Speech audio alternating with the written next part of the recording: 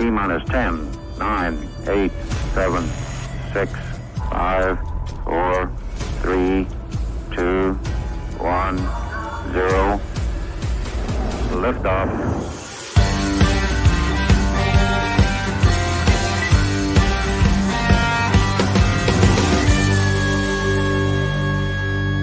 Shake it back! Does that feel good? Yeah.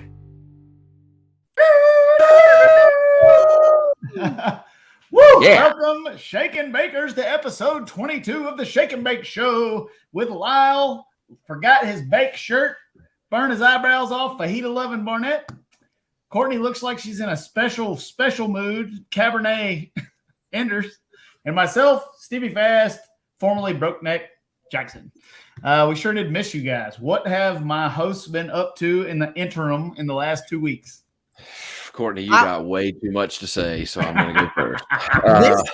Yeah. Lyle's been doing laundry, so let's just hear about your laundry list of things. No, clearly you didn't listen to my video. I said men don't do laundry. So way to pay attention there, curls. No, I've been beadlocking the world. I've gotten tons of questions about the JJ race. We were in the lanes to run each other, and it rained. So that was gone. But other than that, just been beadlocking the world, trying to shake it up and figure out how I'm going to get Stevie to give me about $500,000 pro mod race next year. I don't want to just give you $500,000. If I'm going to give you some cheese, we're going to go pro mod racing. Yeah. What about you there, Purple Teeth? What have you been up to? They're not purple yet. I'm drinking rosé. I actually had some of the craziest 10 days ever. We had Jenna's bachelorette party in Scottsdale. I may or may not have gotten sick there. Came home with a little sickness. Spent the week on my ass. Flew to PDRA. Did PDRA Saturday. Flew overnight to Reading. Ran to the starting line as they were doing burnouts of pro stock for first round on Sunday. We had the Monday Nationals at Maple Grove. Flew back home last night. Watched the Steelers just barely pull that off last night. My gosh, I don't know if we have any football fans on this deal, but I was litty titty last night watching that game, and worked all day. Got my hair done today. Got some grays covered up, and now we're here. Do you do your hair just to come on the Shake and Bake Show, or did it just fall into schedule? It fell into schedule. Okay. Don't lie. Wait, let me re-answer that. Bullshit. Everything I do is for the Shake and Bake Show. Yeah, bullshit. I was going to say. I will say. Right, I will say that when she said, "Can you come in Tuesday?" I said that will be perfect because you could just do my hair for me. Oh, yeah, for the Shake and Bake Show. Well, I have been wide open. I'm really excited about episode 22. A little bit later, we've got one of my heroes that's been a hero of mine since I was a kid coming on, and I've been working on getting this deal put together for a long time. I have been wide open in the shop, getting ready for St. Louis, and also wide open constructing the new shop. So it seems that as we get further into the path, there are more and more hurdles to jump, more and more cats to corral. And I about peed my pants when I saw Lyle's trailer today. Matt, if you have that, can you play that? This is the funniest thing you'll see today. Like, if you haven't seen Lyle's Instagram post, we'll see if Matt is here and listening, and we'll put it up. He's Matt. Oh, gosh. There you are. Men don't do laundry, so no wonder I couldn't find you. Tonight's show, Shake and Bake Show, might be one make you piss your pants. So be sure to tune in. Me, Stevie Fast Jackson, Cabernet Courtney Enders. You'll have Purple Teeth drinking all that purple wine. And Scotty, MF and Cannon, Mr. Pro Mod himself. So be sure to tune in at 7:30 p.m. Eastern Standard Time.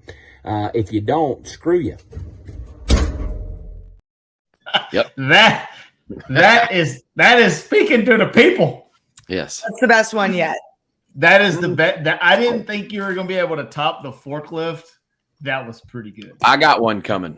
I've got one coming for, well, like we can't say who we're going to have on, but I got one coming. Okay. Let me type up in the chat. I hadn't told all our peoples good evening.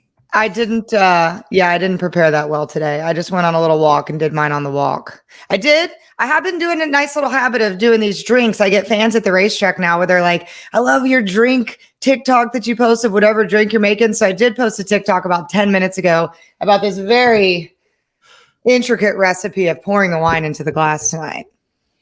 What are you drinking? You're drinking like some White Claw or something? What do you got? I'm drinking Ranch Rosé. It is from my local Bootleggers liquor store here. I said I don't want anything like too sweet. I can't drink the red wine quite yet till the sun goes down. It's too hot, and your girl ran out of vodka. So I'm having the Four Roses out of the Stevie Fast Jackson KTR Airways tumbler that someone gave me. It's glorious. I swapped from the short glass because Courtney, how much all the ice vodka ones. did you drink? when? My internet sucks. How much vodka did you drink in Scottsdale? Not a small amount. It was large. And we had a bartender come to us at the pool. We had an IV team of people come and give us IVs on Saturday before we went out drinking that night. But So wait a minute. Back. So before you go out, you get the IV? Yes. Man, I am out of touch. Anybody else in the chat that's just out of touch? I used to get the IV after you had wrecked your life. Well, yes. You get it ahead of time now? But they give it to you ahead of time. It's like this pre-hangover thing. So it was just straight up hydration. My back was hurting that day because I'm 147. So I got some pain medication in there. I got some zinc and vitamin D and all of that. Yep, go ahead and joke, vitamin D. And then I didn't say anything. I got this pre-hangover kit. And what's funny is like we got him in the morning. It was Randy Lynn's idea to get him. Got him in the morning, had the bartender come to the pool all day. And all of us were like, we're not getting drunk. Like we kept drinking and no one was getting drunk. And we just realized by the end of the night that that was the IV. So it helped. I was the only one that didn't feel good on Sunday, but we later found out that that was a real sickness, not hangover. Ryan, I probably have some 389 10-inch gears. I don't want to get rid of a third bender, but I probably have some of those. Listen, it's not that we had a problem. We were just being smart. We're in our 30s. We were being smart and trying to get ahead of the game, you know? So just so you can hear yourself say it out loud, you decided to go get so schnookered that you pre-gamed by getting an IV. Like when I go out and get drunk, I drink like a half of a Gatorade, and I'm like, all right, boys, I'm ready. Let's go. I don't ever be like, here, shoot it in my arm. Well, here's the thing is we had go ahead. Nope. Your internet's slow, dude. Just go ahead. We had some friends with some large pocketbooks there. So we did large pocketbook 30, 40-year-old girl activities. And apparently this is what they do. Thank you, Bob. Thanks, Bob. Bob, you're the man. All right, we got a lot of shit to talk about. We're getting sidetracked. First of all, before we get into PDRA, I don't know if you guys noticed or not, but there's a F-35A that's missing. F-35B. I don't know if it's been found. I had heard that it had been found. They didn't know if it was found. Matt, where is the wanted poster of that? I got it. If you guys see me and Lyle flying around in something that's a twin-engine jet that's gray down here in the southeast, this is turn not and look this the plane. other way. Just right. This is not this plane. Just turn and look the other way. I traded in the honky rocket, and I may have gotten something a little faster that has some slightly better technology. Now, if you see us in that, mind your business. It's not that. It's not that. That's insane. Can you even believe that? I told my boss whenever he told me about it, I said, if that had just been a little closer, I would have left work, called in sick, PTO, whatever, terrible. And I'd have stripped that thing down and took everything off of it had I been able to have access to it. It wasn't that far from us. It was a couple hours. I even installed a Wi-Fi booster today just to try and prevent what I am experiencing right now, and it did not work. All right. So on the internet train, I have been struggling with internet because I'm sprawling here at the KTR ranch. I went and got a deco deal with a mesh system, and Matt didn't even help me. I went and did it by myself and strapped it up, and now my internet's pretty good. Now, as I say that, I'm sure it's going to shoot out. But Greg, I didn't know that the F-35 was a single engine POS, so maybe it's a single engine. I don't know. What do you really think is going on with that thing? I think that the stealth technology is good enough they can't find it and it crashed into a lake. But nobody stole F-35. Damn it. I mean, if they did, it would be me. But you're not just going to get in that thing and fly it. Why not to say that me and Lyle wouldn't. Well, here's what I'm going to tell you. Tell us. If Stevie possesses the F-35, we are going to buzz the tower at No Mercy, and I'm going to show the entire grandstands both of my butt cheeks right out of the hatch. Knots. Stevie, turn this bitch upside We down. were I'm sticking inverted. my butt cheeks. Oh yes. Oh, absolutely. If the military shows up at my house during the Shake and Bake show, then I'm sorry. All right. So yes, smash the like button. If you are not subscribed to our YouTube channel, please subscribe. Listen, if they can't find that fucking plane, they're not going to find KTR either. They have Why no idea did even the where I'm it is. easier, but he probably didn't mean to. He's probably going through hard times. And maybe he ate a bird. Maybe he was erect. Maybe he ate So so he had to eject. I don't know. We don't know what happened. All we know is that Maybe he had to there's a poop. missing $70 or $80 million airplane. I want Or 85. to have it myself and can't find it. I called J.R. Gray today and told him, I said, hey, go out in the swamp while you're digging up some dirt. And if you hit something that's gray and aluminum, stop and call me. So, What so if Stan's Well, he saying can't that hit they a did grate in a find race car. So what makes you think he's going to hit a F-35? Easy now, easy. All right, so back from F-35As and me and Lyle hunting one. Smash the like button. Matt, where's the parental warning before we get down in the no, Honky Rocket doesn't really have enough space for a kitchen. Yeah, put your kids to bed. This is going to be a spicy show. It's going to be good. Tell us about PDRA. That's first topic on the kicker. Well, it was actually, I assume you asked me that since I was there. It was actually because you worked for Flo and were there. You think I was talking to Matt? No, maybe just Lyle. But so we get heavy. What? I will admit I was going to talk shit for you interrupting, but that was pretty satisfying. So it's late in the season at PDRA. Where we were at in the country, we were at Darlington Dragway. PDRA has a chunk of people who go every week, but towards the end of the year, you start seeing some local folks who come in and want to just run their car and get ready for October of what's going to be heavy in the Pro Mod series. So a lot of crazy shit happened. Like Halsey was out second round. Johnny Placino didn't come. He was in the championship chase there, left the pro stock door wide open. A lot of crazy things happened, and we had some first-time winners. So one of the most emotional final rounds I've ever seen, which was our boy Scotty Lang winning. I've been talking to him for 3 years. He says, I want to come down to the top end and do an interview. And I joke and say, you got to win. You got to win if you want to come talk to me. So he wins, gets out of his car, comes running over. Really emotional deal. Kind of made it really clear how hard these things are to win. Like there's a chunk of people who win a lot and we take for granted how difficult each one of those Wallies or Ironmen or 660 men are to win. 7K, hell yeah. So we had Lang win, Tommy Franklin, Boss Daddy won again. Melanie was on, she had the car to beat, I think, and she struggled a little on the starting line, got beat on a pretty nasty hole shot, and I have a feeling she'll be angry and back to action next week. But Alan Drinkwater wins in Pro Stock, couple of hole shots there. One was super nasty. I'm talking like a 10th. Just nasty. Did it look like JR was driving? Kind of, yeah. Sorry, but worse. Sounds like what I did to Justin Bond in Dallas. Yeah. Garner Jones won again, and Moto won with the help of the Red Hat Mafia. So championship stuff is coming into play. There's 2 races left. First time winners still crossing the board there late in the season, and we've got an exciting championship chase. So that was first time win in Pro Boost, right? Very first win.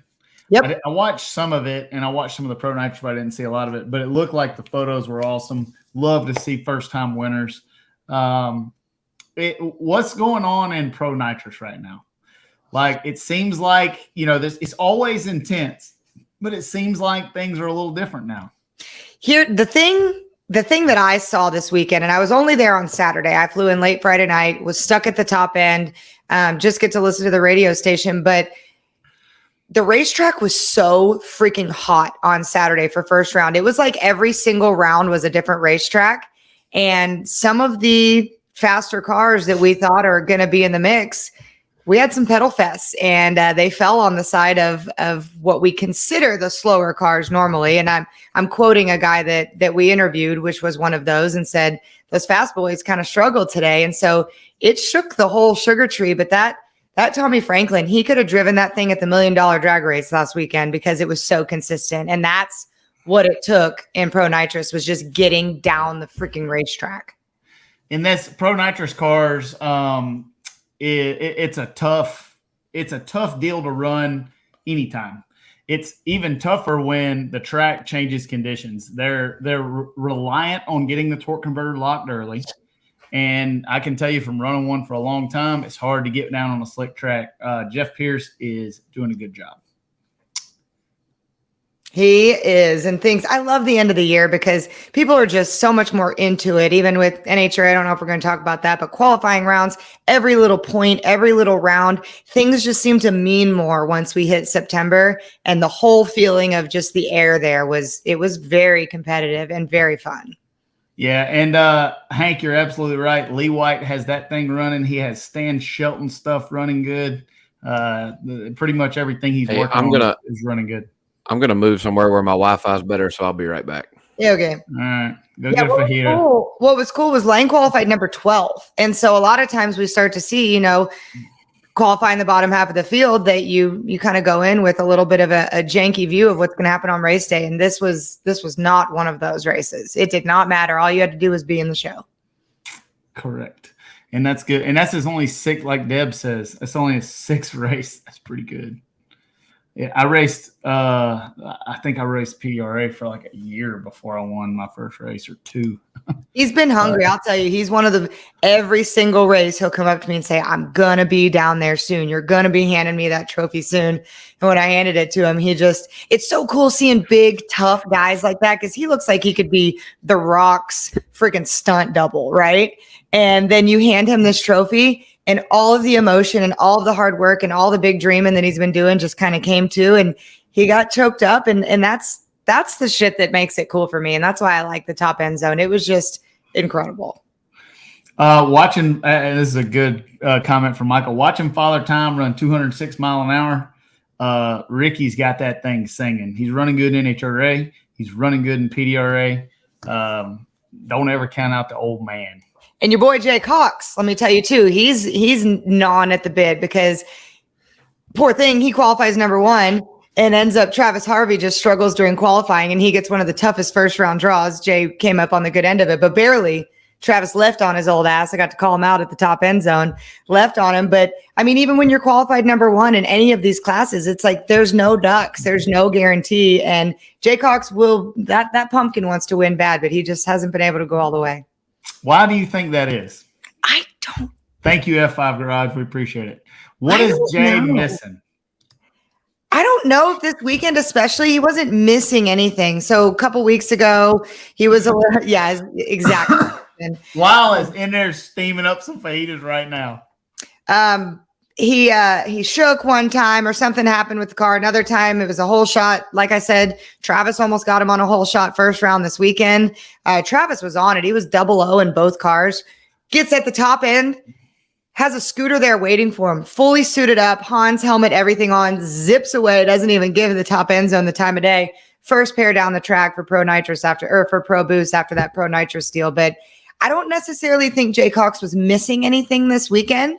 I think that it just, not to be cliche, but it just wasn't his day. Right. And because he ran well, made it to the final, all of that, but it just did not fall his way that day. And so I think it's coming. He's got two more to figure it out. I am very, very impressed with Travis Harvey. I'm very impressed with how he's been driving.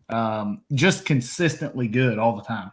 And he's having fun. He's loving it. Fun. But he doesn't. One thing that because I told him a couple weeks ago, I said, look, I've talked to Wes Buck, and I think that they're buffoons if you are not considered and or win driver of the year.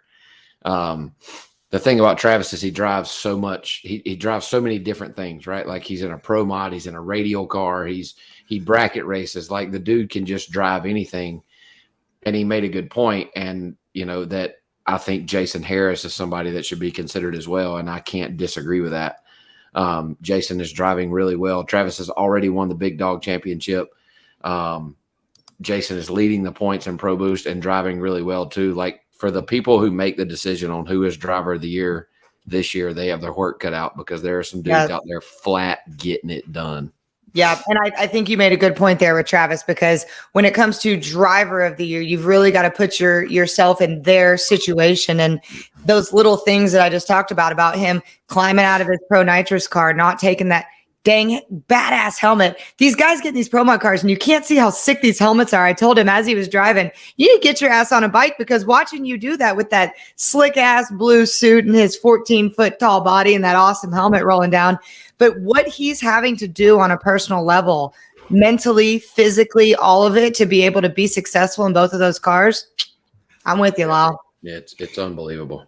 Michael, Ricky has told me 85 times he was selling his truck and trailer and shop. I don't believe that. He's running too good and he's having too much fun. It's not happening. Not happening. Not right now. Well.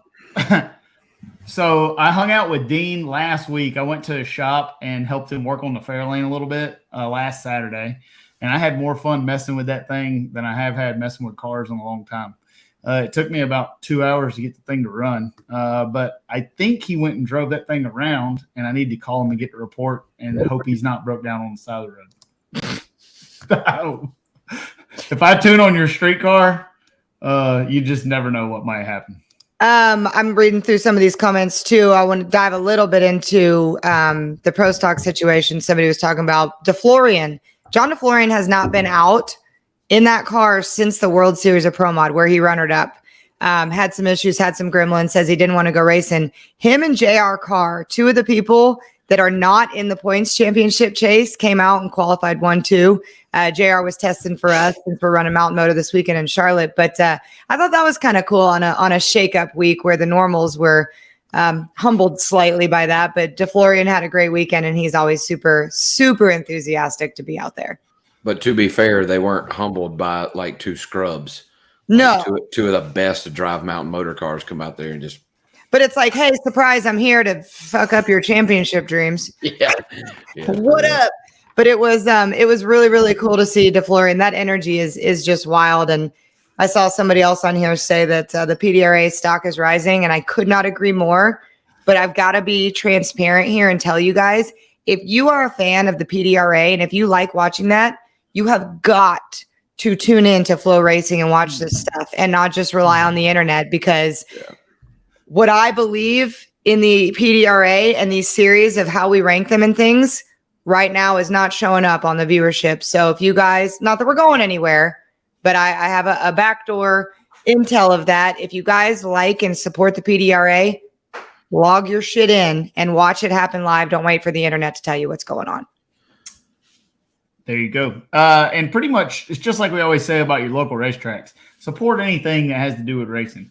We all got to, I watch Flow anytime I can. Most of the time I'm at the track, I buy a subscription. NHRA.TV, I buy a subscription. Same.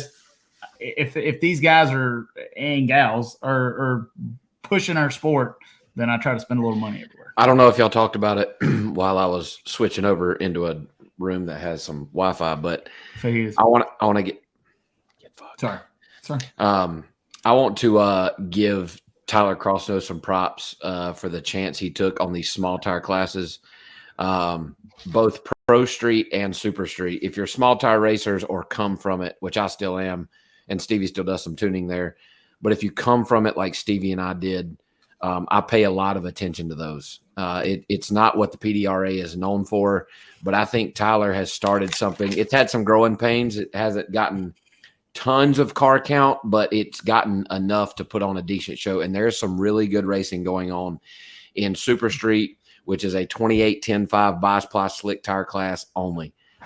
Pro Street, which allows a true 10-5, a 33-10-5 tire only, I think is I know Super Street only allows a bias ply. I think Pro Street's the same way. But as radial racing moves forward and you start seeing guys try to find somewhere else to race. Like, I don't know about you, Stevie. I know it's probably better for you because you only have to tune radio cars like 2 months out of the year. But back when Stevie and I were racing radio stuff together, we raced radio races from February until, well, I mean, really through December, right? The whole year. And now they take the majority of the summer off, or all of the summer off. We race in like February and October. And I think it's causing some guys to start look elsewhere. If you're going to spend the kind of money it costs to build one of these cars these days, you want to be able to race it throughout the summer. Like, kids are off school, like, let's load up in the motorhome and go to the racetrack. Well, guess what? There ain't no fucking place to race. And I think that Tyler Crossnow has started something that you're going to see start to trickle out into these small racetracks, adapting rule sets and having pro street and super street races. And I personally am trying to work with a guy here local to put a car into the super street class. I love slick tire racing. I mean, radio racing is my roots, but it just doesn't do it for me anymore when we can only race a couple months a year. So, Tyler, if you're watching or if you see this later, you better be. I commend you for what you've done to try to bring small tire racing into a sanctioning body in a series like the PDRA. There's going to be some good racing coming there in the years to come. Some of these guys racing radio stuff are going to get tired of this shit, put slicks on their car, drive it like a man, and come over there and race in the PDRA. They're real cars. I love pro mod racing, but let's all face it, they are all long, sleek, and they're door cars. They don't really look like real cars, but these are steel roof and quartered Fox body Mustangs like the old orange car. You've got Chris Cadado in a full-size truck. I think he's won two or three races with a screw-blown Hemi in it. Like, there's just cool shit going on in the small tire world in the PDRA, and I think it's going to be really, really good, and there's going to be some good racing between those two classes in the years to come. Yep. Like, for instance, the Buick.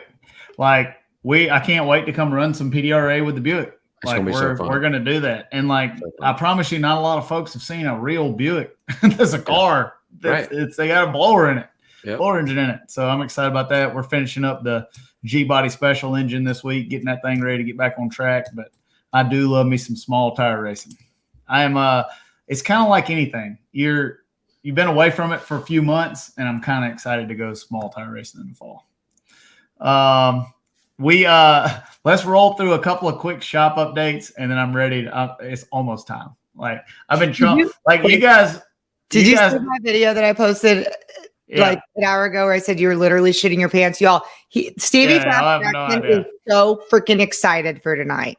Yeah, I've been working on this since like January, but like for like 3 days in our private chat, that's all I've talked about. So I'm excited. But let's pay some bills. Shop updates. We have a lot to talk about. Let's cover all of NHRA a little later. We'll cover points. We're going to talk about the million. We started digging a big hole today. I don't know what this is. I think this is going to be my detention pond. Are you building me a pool? Yeah, there's a pool there. We got the front of the building up. Still waiting on some framing to do some windows. We burned a piston today. I'm just looking at stuff that got uploaded. In the nitrous world, and we're going to ask Scotty in a little bit, if you can burn that thing dead in the middle like that, Eddie Salvo will tell you you're pretty damn close. He'll tell you back that thing off about 2,000 and send it. Yeah, what do normally your burnt nitrous pistons look like, Stevie? They don't look like that. The whole side of it's missing. It's smoked off from the intake eyebrow. Was that an eyebrow joke? You fucking dick. Nobody else got it but Lyle. Oh, I did. I got it. Yeah. That's because he stays offended by it, you know. Mm-hmm. So offended. I was gonna get Annette and Scotty on at the same time, but I was scared that we would alter the space-time continuum, and it would be like that movie Groundhog Day where you wake up the same day all the time. So we're definitely going to get Annette on in the future. I feel like that's my life. We're going to get Annette to come on and talk about automatics and clutch pedals, stuff like that. And that's like the coolest broad ever. Oh, absolutely. Like, I may need to step down from you want to talk. You want to talk about a human being that'll tell you exactly what she thinks before you can even say it. Matt, did you load that? Okay, did you load that clip? Yeah. All right. So I'm gonna play this clip to get us all in the right frame of mind. Okay, to bring us, we're gonna set the tone. It's like when you're going to a steak dinner. You come in, they lower the lights, they bring out the good bottle of wine and stuff like that. It's not the comparison I thought you were gonna make. That's what's about to happen. I've got to set the ambiance. Okay. All right. So, Matt, is this the minute 25 one? Can I lead into with this right here? Yeah, do it. There you go. Now here is the man who has been everything in Pro Mod this year. A few last-minute adjustments on the Chevrolet Lumina Z34 supercharged car of Scotty Cannon, the Cannonball. He's up against Billy Harper in this particular round. Harper out of Paducah, Kentucky with a replica 68 Plymouth Barracuda. He's got Cannon big time off the tree, but here comes Scotty. Incredible driving job, 683, 206 miles per hour, and boy, this is close. that much. Supercharged car in the background, nitrous boosted car in the right lane, and red light for Estes. Well, that's what happens when you push it too hard. He also got bent out of shape, so he would have lost anyway, but he didn't have a choice. Scotty Cannon, 676, 205 miles per hour. This should be a great matchup. Good launches. Cannon in the far lane appears to have the advantage. Now Billis has to back out of it. Scotty Cannon had it off the line all the way through. He picks up the victory with a 682, 203.57 miles per hour. He has been consistent all season long. One more look. Scotty Cannon with his 5th victory of the season, fattening up that already massive lead in Pro Modified World Championship points. Woo! If that don't get your little boy parts tingling, I don't know. Did you look at the... Sorry, you don't have any boy parts we don't really know about. Did y'all see the track prep when them boys was out there running them cars? They're on a highway and they're going 6 seconds. Y'all think no prep is a new thing? That is no prep. That's damn cool shit. I got a whole bunch more of them. I'm going to wear this man out. All right. Well, then, without any further ado, I'm excited to bring on Mr. Pro Mod himself, my hero. The first time I ever saw a Pro Modified or a blown alcohol car in my life was at Jackson, South Carolina, and Scotty was there with the on-stack car, and it changed my life. So without any further ado, Mr. Pro Mod, the Cannonball, Scotty Cannon. Y'all What's too up, nice. What's up? I'm just now getting a good look at Courtney. I don't want to talk to y'all no more. All right, bye. Sometimes I'm the she's favorite. beautiful. Bye. She's like a TV does her no good. she's like a she looks like one of those. You ever been in the bushes in the woods and you see like the pretty flower and they tell you don't eat it because it'll kill you? Poisonous. That's this one right here. Poisonous, it'll kill you. Yes. I'm glad I always took my flower with me. Yeah. She is the forbidden fruit. No, listen, Scotty Cannon, when I was a kid, Scotty Cannon, like there was people who were mean to us at the ropes, all the things. Scotty Cannon's not on my poison list because he always signed what I needed and he was always super cool to me. So I won't poison you, Scotty. Hey, honey, I'm glad you brought that up. That's going to be one of my. I don't write speeches because I can't write good, but I got a few things jotted down. All right. But hey, trust me, all the stuff I've done, I've been gifted. Trust me, gifted by the good Lord. And it's going. We're probably going to wind up using some language he probably won't like, but he always seems to forgive me for it anyway. But one of the things that I want everybody to know, and this is from the heart, I did not know. And there's no way of knowing it when you get my age and you had a career like I had, that when you would see people say things like you said, you do not believe. And the people this weekend that were just, because it was Darlington, that kept coming up and bringing back those stories. And believe it or not, I remembered them. I've never thought about it again, but I could actually remember some of the stuff back. And that makes it just all worth it. I mean, trust me. And you know, I wonder, so what am I going to do when I get old years ago? I got it figured out now. Come back and have a good time. I just hell yeah. Yep. That's what I'm talking about. I have so much to talk about, but before we get to any of the cool and crazy stories, I have done my homework on this. I am dragging some dirt out of the woodshed that some I people heard may you have found known. I heard you found somebody with the dead bodies is what I've heard. But Yeah, I done called. I done between Bobby Bennett and Phil Schuler. I got You got all it. the dirt, baby. I got, you won't be able, hey, you got more than you need tonight. I want to tell you, Phil Schuler's loyal because I was asking him some questions and he wouldn't tell me some stuff. So he is still got your back. He's loyal. Always I was like, all right, Phil, I know all the regular stuff. I was like, I need to know the dirt. He said, I can't tell you the dirt. He said, I'll give you some regular stuff. Stevie, before you start, Scotty, I don't know if you live in South Carolina. Have you happened to laid eyes on an F-35B? It's in my backyard. The government. Okay. I knew he had something to do with it. That's kind of what I figured, but. One of my boys, Sean, come in a while ago and was setting all this stuff up, and they was talking about looking for a 35, my brother. And I'm like, what are y'all talking about? You ain't heard about this plane? I said, I said, was it a big plane? They said, yes, a big plane. And then they told me the story. I'm like, my goodness, what? Hey, if we're not that safe, we're in trouble. Listen. We could lose our own airplane. Jesus, come on, man. That's not some shit I'd do. Just know that if you, like I said earlier on the show, if me and Lyle start getting to races way too fast, something happened. Like if you see me and Lyle in Nevada and then 2 hours later we're in New York, probably got the F-35. All right, so Scotty, let's start from the beginning. I know a lot of this, but a lot of fans don't know. Tell us how you got started in drag racing. Tell us how you went from the restaurant business to the drag strip. It's pretty simple. I was punching a cash register for my dad, making hot dogs, hamburgers, little mom and pop hot dog stands we still have in the family today. And there was a policeman come in. His name was Wayne Forster. Him and his wife had the little two gas station pumps with the two bays with the little office that you see 10 foot off the road. You just pull in and get gas. I was always someone to pump it.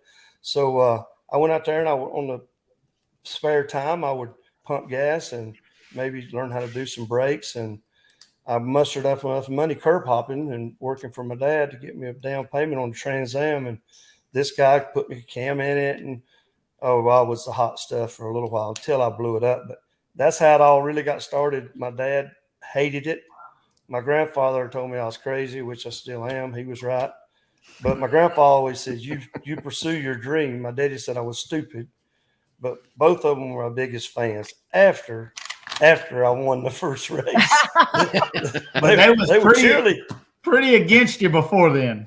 No, they was real against me. You just don't know because, I mean, really, you think about it. There's nobody done any good. We don't know anything about drag racing. And here goes my idiot son out there just going to really throw his life away. So I feel his pain now.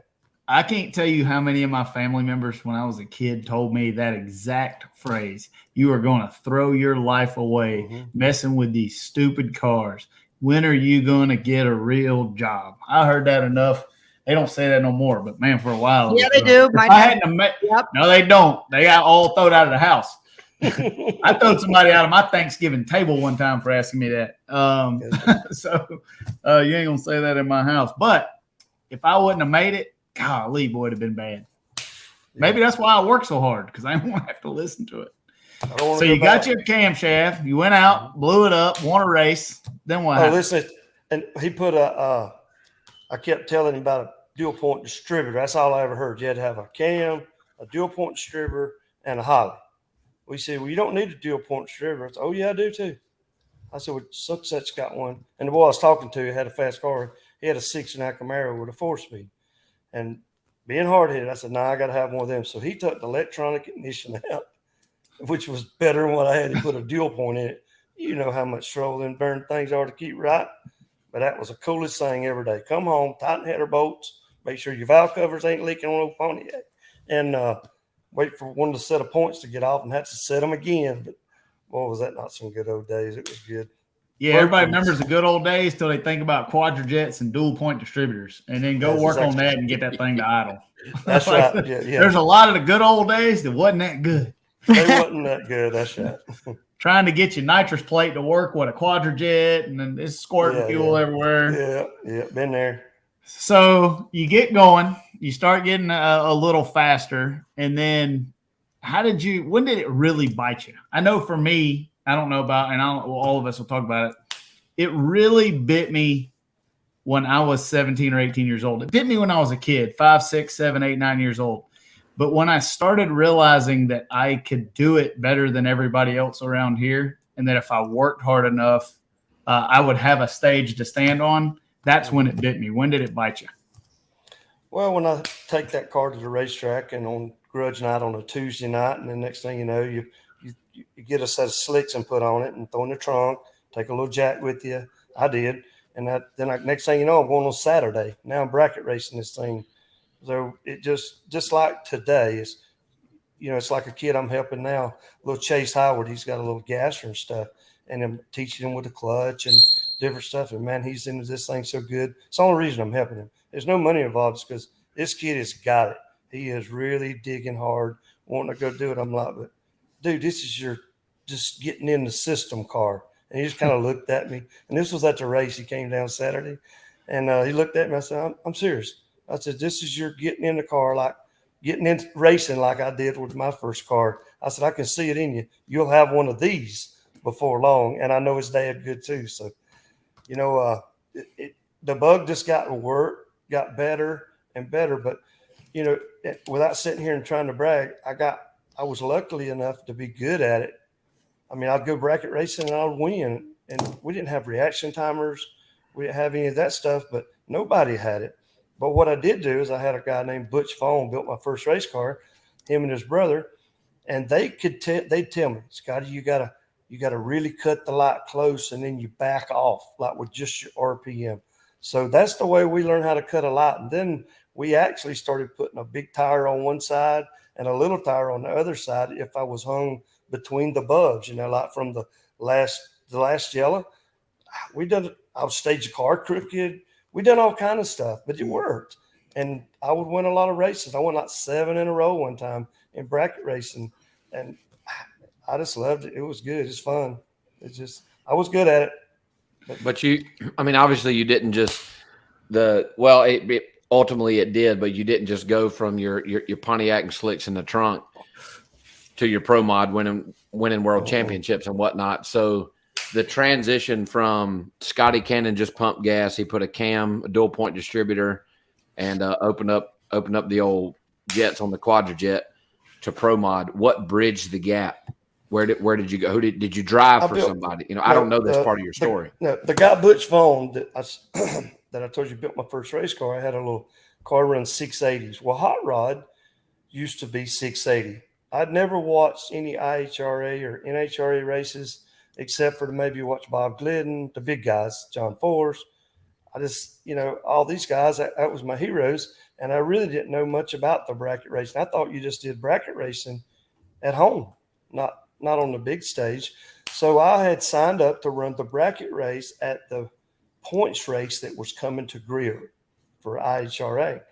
And my car would run, I think was 670, 672 or 3. And old Butch Fone walks up to me, the old man. He still loves like a father to me. He said, "Hey, boy, you need to run Hot Rod like them boys." I said, "Well, what's the difference?" So he explained to me. And I said, "Okay, cool." So I go around there and I'm dead late. He said, "No, you can't do that. You'll get beat." I'm like, "Man, that thing comes on too fast.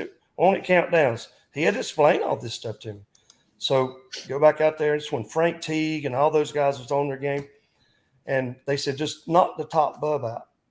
I said, "How you knock it out?" They told me how to go in. I'm not knocking no light out. So I had to put deep on my window. And this was all in one day, hon. It was one day. And so I said, "Okay, I'll just go in and race." I wound up winning that thing. It was just like a God gift. And that's probably what your answer you're looking for me. But boy, I got a stick in me then. It's been in me forever.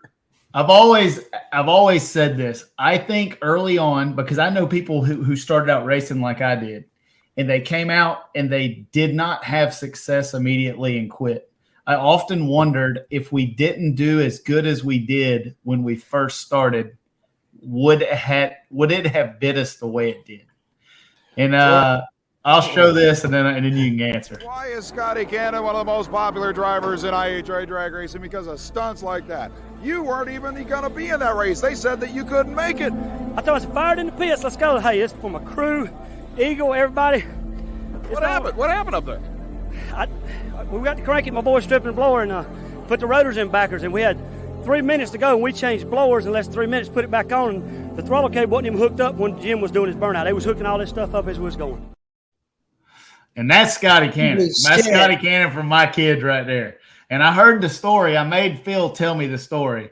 He said y'all used to service and strip the blower every run through the windshield, put it from inside the car. Somebody put the rotors in backwards. You realized it. Man wouldn't wait on you. Said he's going to go ahead and do his burnout. And you fired the car up in the pits and drove it from the pits, did the burnout and skin him up. Yep. Boyce was actually laying on the mat. They were pulling me around. And I can say this now. He was pulling me around like wide open. I was sitting in the car, no helmet, no boots, no shoes. And I'm trying to put my boots on in the car. So they were laying in the side. So when I get to around there, Audie's doing his burnout. So it was Fred. And he had waited a good while. It was just too long. And he was doing his burnout, and Boyce had a little pair of pliers he kept in his pocket all the time. That's how he put every line on the barrel valve and the one on the back of the manifold to go to the block. As how it didn't leak, I have no idea. But Boyce says, start it up.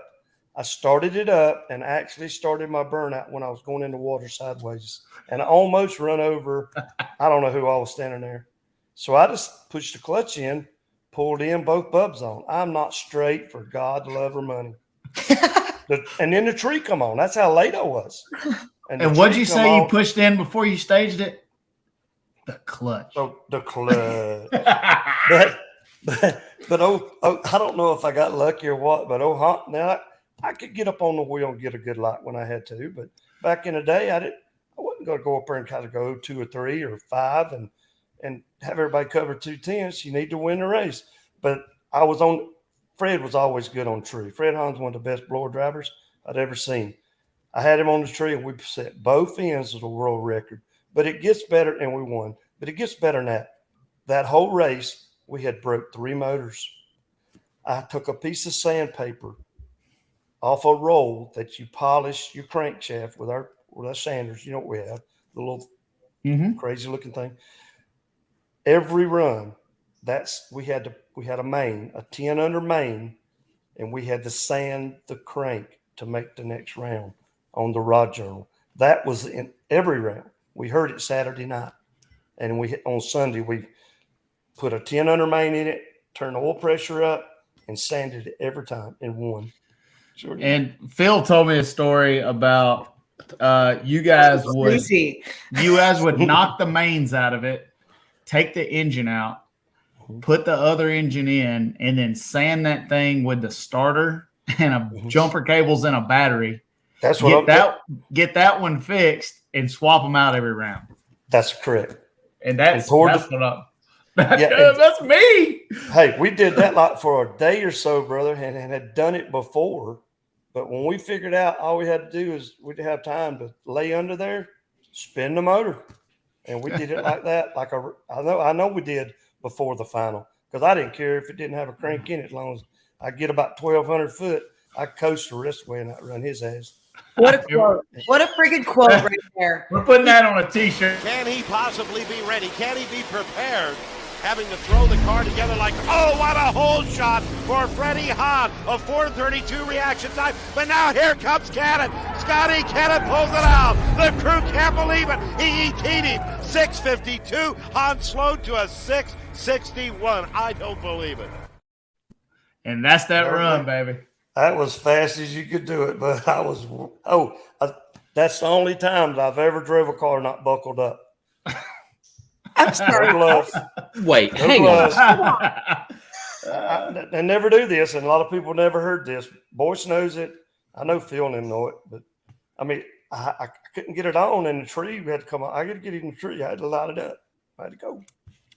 See, now that's the kind of stuff. And y'all are bitching about people for not putting their visor down. Right. Scotty Cannon runs 650s with a screw blower with no seatbelts. But that's missing these days. Like, there's not. You were like the original outlaw, in my opinion, for what I watched in racing. But there's so many things that are buttoned up and all the ways that it is, and it's so structured that yes, it's so cool and all the things, but we don't have shit like that anymore because you can't. And so I think that's why the legacy of Scotty Cannon and things of that sort lives on forever, because that shit will never happen again. So let's cliff note that run real quick. No belts. You had 3 minutes. You changed the blower. You put most of the fuel lines on with what would today be a set of Harbor Freight needle nose. Yeah. You rolled in the burnout box with one barefoot. You staged the car with the same barefoot, no seat belts on. You set the world record, won the race, and managed to keep your chest out of the steering wheel when you pulled the chutes after the run. And sit in the rain for 2.5 hours because Audie wouldn't let me leave the scales till they weighed me. Everybody else needs to sit down. What? Sit it down. So he wouldn't let you so it rained and he wouldn't until they scaled you. He wouldn't let you leave. That's So the you sat there reason on that's the reason they were really in such a big hurry to hurry us up. Because it was about to a rain. big storm coming in. So we beat that, and then it started raining right after we made the run. And they thought, you guys want to just pass the scales. And Jim says, not on my nickel. And we were buddies. It's just, I don't blame him. But God, we sat there. It started raining. We was there about 2 hours on the scales with it raining. True story. Orlando 2008. I crashed and totaled the car out and won around. And the man got in my ass about he was going to get reinstated because my car wouldn't. I couldn't scale the car and make weight. I loaded up all my shit on a rollback, had the rollback drop all the parts on the scale. It made weight, so he got thrown out, and then I put all the shit in the trailer and left. And that's a true story. At the U.S. National semifinal, they tell us to roll by the scales. We didn't even scale that day. Yeah, ridiculous. That's awesome. That is awesome. That's what makes it. I tell you what, we used to do. We used to sit around somebody's pits, mine, Queen's, or somebody's. We're all friends at night. Just in the daytime, we fussed, and we'd all drink a couple, sit around, tell stories, and we had some time. Stuff we done back then, not cool today. You can't do it. Well, it's because the internet wasn't there, and that's why you always hear me say that the internet has ruined drag racing. You can't do that anymore because everybody will know about some of the stuff that you don't want everybody to know about. Mm-hmm. You know, I miss hanging out in the pits even with my. I got a lot of rivals. And I got a lot of haters. And some of the best times I had is before we got the internet cranking, and we'd just sit around and talk shit. I mean, we'd fight and throw shit at each other and roll around, and it just was how it was at the racetrack. I mean, there you go, Lyle. So you're pro mod racing, and I have heard more story. I have asked Phil more questions about you than anything else since I've known him. He's told me about you buying cranks from Summit and welding up all the main journals and bolting them in the motor. He's told me all this crap.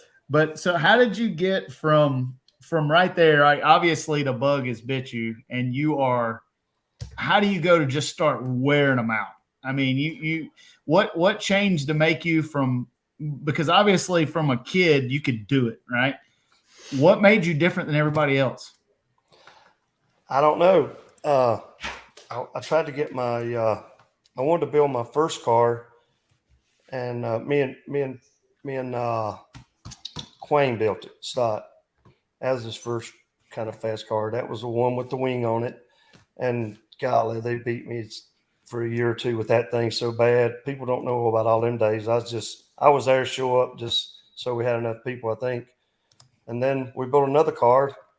Tommy built it for me. And that kind of turned things around. And when I won my championship the first time, I won it with nitrous. I had a smaller motor than some of the other guys, but we just outworked them.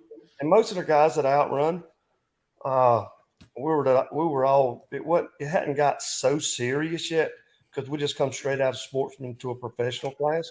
We didn't know what a professional class was, but I remember Fulton told us all when we heard it was going to be a professional class. He said, "Be careful what you ask for, boys, because you're opening up a can of worms now." He said, "Half of you guys won't qualify." I'm like, well, hell, half of us is half of the other field. We're all together. He said, "No, you'll bring people out of the woodworks. It won't be Spartanburg and Greenville and a little bit of the East Coast here." He said, and he was right. And he said, you wait and see. He said, the money I take. He had all this stuff pictured out so good. He was so close. He wrote the book on how it was going to be. And I guess maybe he had lived part of it. But, and then, another thing is, like when I was going through that transition too, I was going through a transition of, I didn't even want to be driving a nitrous car. I always wanted a blower car. And then at the same time, you had Jim Oddie out there running over everybody with this car with a blower in it. And I'm like, man, I got to have one of those. I told Tommy, that went over like a turd in a punch bowl. And Gene Fulton, he's like a daddy to me. That went over like a turd in a punch bowl. And I wasn't no use asking my dad or nobody for no money. And I needed some more money. And I had no money. So Gene said, I'll finance your motor. And this is my blower motor. And Tommy gave me a break on my car. And I won it all back in about 6 months. Once I got me a blower car, I was on cloud nine, boy. I'd ready to roll. When you did the first burnout in the blower car, was it like it was for me, like the clouds part? It's like the opening scene of The Simpsons, and it's like, oh. Phil Schuler told me the first time I did a burnout in the shadow with a screw blower, he said, you're about to ruin your whole life. He said, you'll throw rocks at everything else in the world. I agree. I agree 100%. I'll tell you a bad story, a candy story about me. Yes. We're at Gene's. We got the motor in the car. Bill Barrett's there. That was my crew chief. Boyce Boswell was my car chief. And, there's probably 30 other people there because we're going to crank this blower car. I don't think there's ever been a blower drive by Gene Fulton shop, much less built there at the time. So me and Gene had this big idea. I said, man, I just don't know nothing about this thing. He said, don't worry about it. Your crew chief's got it. So me and Gene, on a bird catcher, when it's sitting on the car, it's kind of at an angle. We made a plate that made it level, bolted on, through bolted, and put an 850 carburetor on it and a piece of linkage to go inside the car so I could crank it on the carburetor. And we didn't get it cranked. We didn't get it cranked before Bill got there. So it gets better. So Bill gets there and he thought, what? And the carburetor's still sitting on this thing. If you look back on my old pictures, the studs are still sticking up out of my hat. So Boyce said, if you don't want to, I was scared. I didn't want to crank it because it was so loud. I've heard them, just ain't been in one. Boyce Boswell, my car chief, he cranked it. I sit outside the car. And then when I seen it didn't hurt him, I said, get out. I did. I really did. That's true. What the fuck? So you would never think that, but it's true. You cranked up a blown alcohol car with a carburetor bolted to the hat. Yeah. And I think I'm cool because I put a big injector on it. There's no one cool in this room except him. No. The main reason is Gene says, well, how are you going to load the car and drive it around? I said, I don't know. He said, you can't do it. He said, unless you got a carburetor on it. So I said, put a carburetor on it. And one night me and him machined the pieces and we put a carburetor on it. And the linkage came through where you could control it by hand. Yeah, we were just going to start it and drive it around. And if it worked, then fix it to our linkage. But yep. Oh, yeah, absolutely. Yeah, I don't understand that at all. It didn't work out. Okay. So one thing you said earlier when I asked you what made you different, you said the key word. You said the work, the hard work. My mama's always told me you can't teach want to, and that I thought that's what you were going to say, that you just outworked everybody. I worked pretty hard. You did. My guys said I did. We got a one comment in there. I got to ask, who did you fear the most in your early pro mod days? Like, who were you? We all have rivalries. We all got folks we don't want to race. To start with? In the beginning, yeah. When you didn't have nothing, when you didn't have no money. Ed Hoover. Yeah. Ed Hoover and Thomas Jackson. The black guy had the Pro Stock Mustang. Yep. Hey, you go to Shadyside of one of the quick eights, they were in every final. I used to watch their car run and try to make mine. I just imagine, close my eyes, how can I make their car look like theirs? Because I know I got power, but it took. You just don't know what to do with it. No, if you run Ed, you went home. Yeah, he was the U. When you were like in the mix and all these stories you're telling now, and of course they're really cool now because it's hindsight and all the things, but like, did you realize how different you guys were doing things? And did it even come to your head of like, the way we're doing this is going to carve a way that's different than anything else? Or was it just what you guys were doing? No, yeah. For people that know me, see, I went to the 8th grade, and I went a little while in the 9th grade, but I got my high school sweetheart pregnant. So back in those days, we had college and people that went to college, and yeah, I had a lot that went to college, but a real man back in that day, you quit your job and you started raising for your family. And that's what I've done. So without throwing all that in there on all this stuff, we'd never get through with this show. I just got married too at the same time, and I had kids there. So it was a cluster of a mix, but what I have to do in life, and I still do, when I set up my brother's car now, I'll give you an example. I worked on it like 3 or 4 months, getting this thing ready to go, called every friend I had, called Stevie, looking for parts, doing this. I couldn't even cut grass at home. I'm on that car that way in my mind. And it's not how good I am. It's not how bad I am. It's just looking back on it. It's just something the good Lord give me a gift. I don't know how you stay up sometime as long as we did, hard as we did, until I seen it. And before I'd ever met Stevie, I'd heard a little bit about him here and there. And I had this buddy of mine, he said, you ever heard of Stevie Fast? I said, I heard a little bit about him. He said, he's a smart ass. Yeah. And I said, I've heard that. And he said, but he reminds me of you. I said, that's not right. And I said, well, maybe I'd like him. He said, you probably wouldn't. So it goes on a little bit. And he went to another race. He came back. He said, man, you ain't gonna believe this. He said, I didn't get no sleep last night. He said, I was parked beside Stevie and he was up all night working on their damn car. I said, well, you should have pulled outside the freaking gate if you didn't want to watch no racing. He said, nah, I'm getting it. There you go.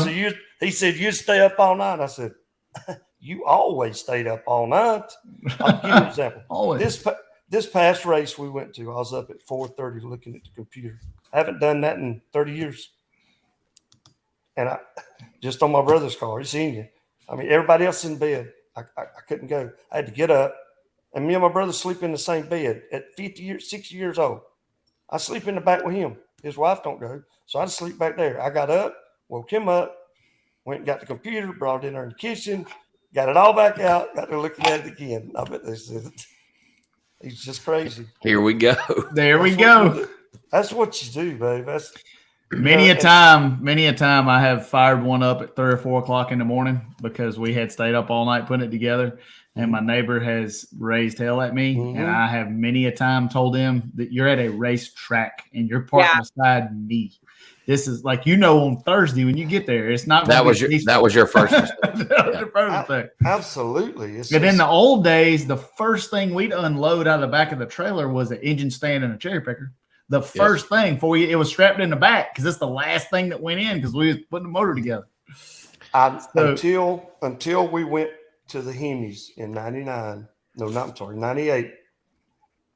On Sunday morning, I don't guess there was a race. I know not an IHRA race that when I went to the starting line first round, that I didn't have a complete motor swinging, ready to go.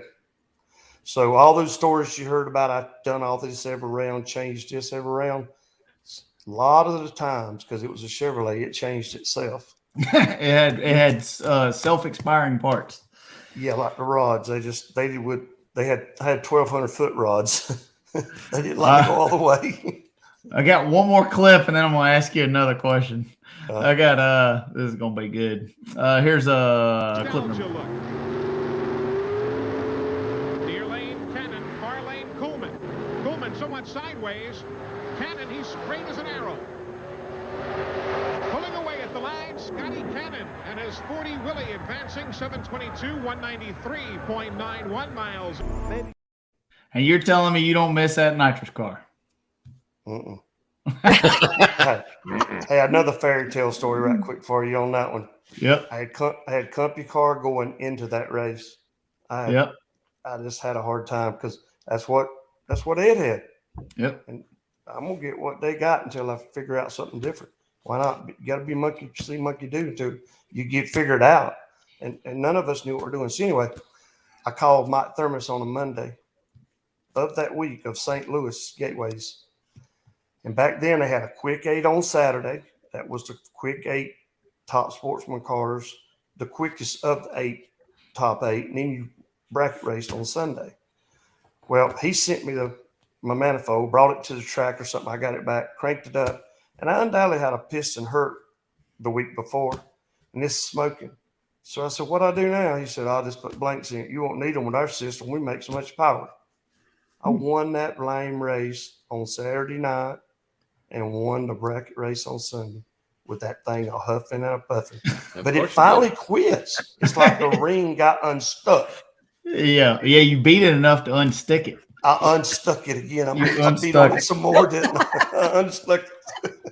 All right, this is gonna get long. I got 3. I got 5, but I got 3 stories that I got to get to. So obviously, I'll start with the easy one. So you're out there kicking everybody's ass. I heard a story about you talked to the president of the IHRA about a proposed rule change against you, where they were going to add 50 pounds to you in Maryland. How did you respond to that? Well, where it really happened was in Epping the race before. We didn't have back-to-back races because I think IHRA back then was more scheduled around the working people. Yeah. And I had one, and I was standing on the scales getting my car weighed, and I looked across my hood, and of all people, there stands Hayne Dominic. He's the president. He's never at the scales. You may never see him at the race, but he's always there if something bad happens. And I thought he's down there to be happy for me. I done tore up every blame thing I had. And I won. He said, Scott, he said, how much you think 50 pounds slow your car down? I said, I don't know. I really don't know. He said, well, take a guess. I said, well, I don't know. You going to put 50 pounds on me? He said, well, I'm thinking about it. I said, why don't you just go ahead and make it a damn 100 or something like that? And what did he do? He gave me 100. Made 100? Yes, and then what happened? Bad. Then what happened? Well, I got some tabs welded on my car, my deal between here and there. 100 pound, a lot of weight, y'all. And you got a hot rod going up down the racetrack. You talking about sick? All my guys said, even boys says, like, he was the main guy back then. He said, "You've done it this time with your smart ass mouth. You have done it." I even had my crew mad at me. We roll into Darlington and we roll into the President's Cup. That was we won the year before. They called it the President's Cup. We had our car sitting on the White House lawn. All this nice stuff. Had a flag flew over the White House with my name on it on a certain date. The White House? Cool stuff. Like at the White House? At the White House. No shit. Yeah. Hell yeah. We got to park our car on the White House lawn. I quit. I mean, fuck. I quit. I got to go from the Pentagon to the White House in the tunnel. You know, they walk between. I got to do all that. I went with the senator. And the girl, Lisa Potter, that was doing the public relations for IHRA back then, she used to campaign manager. She was a campaign manager for the man from Tennessee that was, I guess, he was in the White House. I guess they're congressman or whatever. So I seen some of the coolest stuff, and I got to eat with all the guys, like everybody from everybody was there at the White House. I didn't know nobody. But anyway. I didn't know nobody. I didn't. So we go into this race. And I got all this hype. Can you imagine? There wasn't no internet, but geez, we went to the White House, dude. It's the President's Cup. I done won it the year before. We pull in there, boom, blow tire. Boom, blow tire. Now everybody's laughing. I'm crying. I'm telling you, I can see That's a T-shirt for me. It was so bad. I'm crying. The haters had me so bad that I couldn't even look at them. You get 100 pounds, it's bad. That's bad. So I went about 10. Yeah, I could run the speed, but I couldn't run no ET. So I wound up being 14th. And I got to looking, and it one of them all-nighters again, like I said, happened this past weekend. And I said, I just need to put some transmission in it. So I stayed at the gate waiting for people to come through. And here comes Pro Stalkers riding in. Here comes Kurt, the guy that used to have a trucking company and stuff. And I said, Kurt, I said, man, what's up? I got to have a transmission for my car. He said, man, I got enough to make a 228 low over there. I said, I got to have it. I had like a 208 low in mine. Put that baby in there. Ass kicking contest is back on again, baby. Won that bad boy. I'm like, the good Lord was good to me. I'm telling you, because you're not that good. Scotty was not that good. But I took all of the information, and you're talking about I had Phil. That time I didn't have Phil, but I had boys. I had Daryl Makins. I had a boy from Alabama being with me from the start. I had a guy swimming on my crew now, been with me since '92. I didn't realize till now, when I entered back into things and see how high-tech things has got, the knowledge that's out there. But I had an IT guy with me, didn't know it. I had an engineer with me that could engineer stuff. I could make it. I didn't know it. I welded magnet. I learned myself how to weld. We had all the ingredients, and I never put any of it together. It was there. It was just meant to be. And when you have a dominant team, a lot of times you don't realize that. I know I have had some folks come and go on my team, and you don't realize until those folks are gone exactly how special that they were. That's right. And when that hole's there, you're like, golly, I have screwed up now. And since I've got over too, I call spot checking myself. It's like when something happens on the car now, I used to would just blow a gasket, not mad, just stay on a chip all the time or up on the wheel, we call it. Not now, and we still get it done in time. I just kind of like that's not going to do no good. Right. And so I've calmed down a lot in that area, but like we went to one little match race, and I had broke, I think, up in what was it? One of the PDR races we had dropped a keeper, but I'd cracked the manifold and didn't know it. We went to Union with my crew I have now, cranked it up and it's leaking. Take it off, it's busted the manifold. We took that joker all the way back home, welded it up, stopped, kept calling everybody, and finally got in touch with somebody that got in touch with little Lee White, one of my little boys. Lee White, Extreme Scars. Yep. He was out of town. He gave a friend the key, met me at his shop at Spartanburg. I welded everything up myself, come back, and we flattened that thing with a flat stone, because you know how bad it warps it up when you weld it. Oh, yeah. And we wound up, so we still got it. But I didn't get upset. I didn't go crazy. Speaking of upset and crazy, that leads me into the next question. Y'all are going to like this, especially Lyle. So you don't win as much as you used to win without causing some controversy. I know myself, I have a lot of haters, and I have a lot of folks that I'd like to whoop up on. You guys back then handled things slightly differently. Y'all didn't have the internet. People wouldn't really make a post about you on Facebook or talk trash about you. They would sometimes prank call your house or really harass you. I heard a story about a guy who harassed you for a long time, and he had an accident and fell off a golf cart one time. And I want to know if you can tell us a little bit about that story. Yeah, well, this will prove I've changed. Right. Really this is pre Scotty, but I just want to give the fans a blink into 90s and 2000s pro modified. And this was unique. And most people, well, I was married young. It was 1994. I remember it real good. I got a divorce. Alan Pittman, my husband-in-law, he wound up loving my wife more than me, and she loved him. So we busted up 3 years later. Yeah. Undoubtedly, he had a better motor than me or something. I ain't sure how that worked. He was running better. So for the time being, but he had some parts. Undoubtedly, anyway, we close.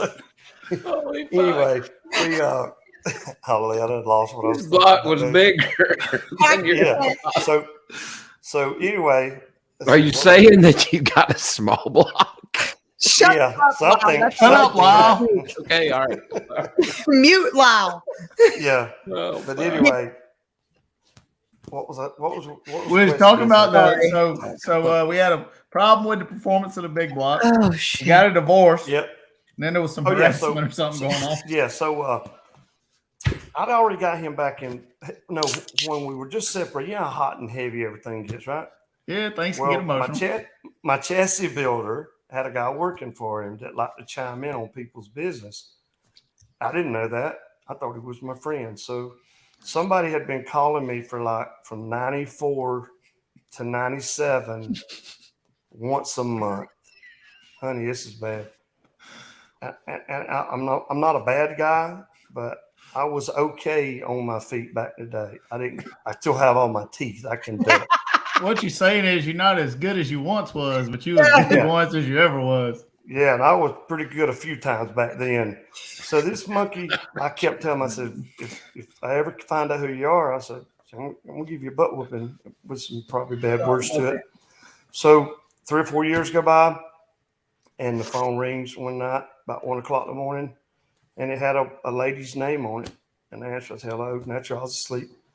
And she said, you call me? I said, well, sometime you've called my house or something. She said, well, no, somebody's called your house, and I just called you back. You've called me? I said, no. I said, who is this? So make her find out it was the boy's sister, and they were having a big party. So he had monkeyed up and called me from her house phone. Oh, okay. And I said, well, I don't know who I would know there. If somebody needs a ride, you just tell them Scotty Cannon's on the phone. They'll know who I am. She knew who I was. And when she did that, somebody turned the music off. And I heard somebody holler, hang up the effing phone. And they hung the phone up. So you know me, I'm going to call it back. So that lady answered the phone. She said, I'm sorry, my brother made me hang it up. She said, he's a good friend of yours. I said, what's his name? I didn't know what was going on still. I said, Mike. I said, Mike who? Oh, hell. That's when it started. I said, I told him, I said, before I die, if I see you, I'm going to give you an ass whooping, or I'm going to get one. One of us is never going to forget. One. So here's what happened. I seen him 1,000,000 times out drinking at night on a golf cart. I did not bother him. I never spoke to him, never said nothing, because if you get one fight for your fault, you get throughout back then in IHRA. Right. So when I figured out I had my Oakley deal, sort of, kind of, well, passed him one night about 2 o'clock in the morning. And I guess I'd passed him so many times over the years, he done got cocky and his old lip done got loose on him again. And he's going to chime in. So he chimed in, F you. That didn't work out for him. He had like he was on Quain Stott and their golf cart. And they're people like family to me. So I just run up beside him and I jumped off my golf cart on his golf cart, bloused him in the eye, and through the hospitality, me and him went, and the rest of it's, the law was out there in about 30 minutes, woke everybody up in the motorhomes. They was going to take me to jail. I told them, you can take me to jail if you want to. I done what I had to do, and I didn't deny nothing.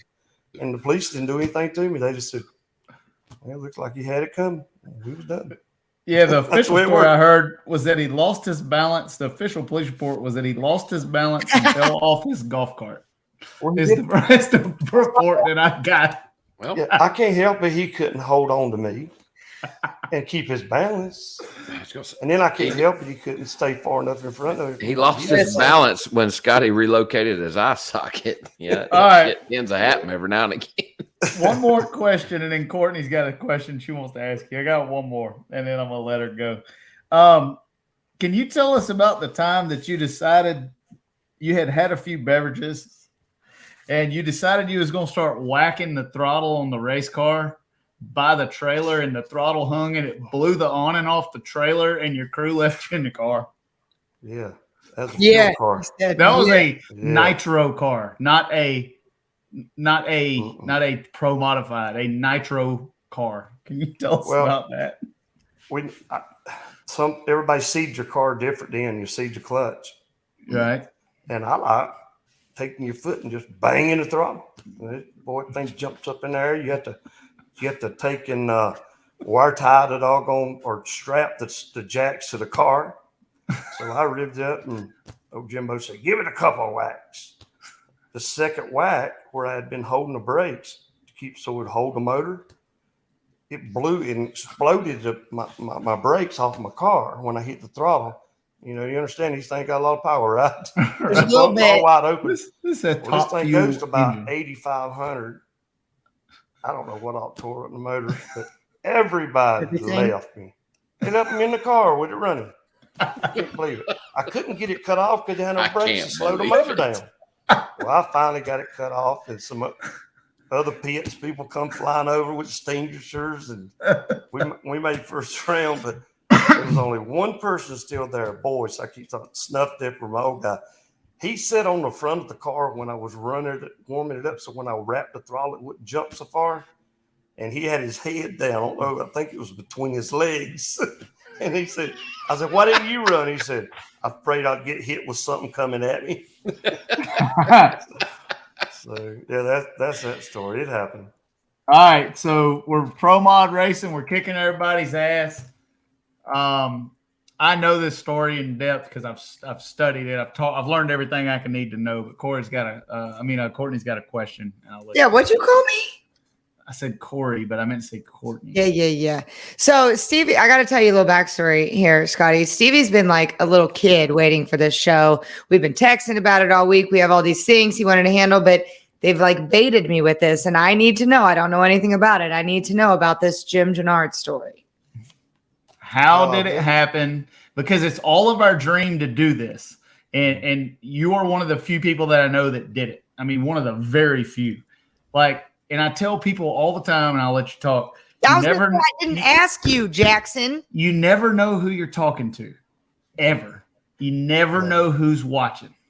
Go ahead. That's a true fact. That's a true saying. We were at the same race where the guy fell through the hospitality. And where he lost balance.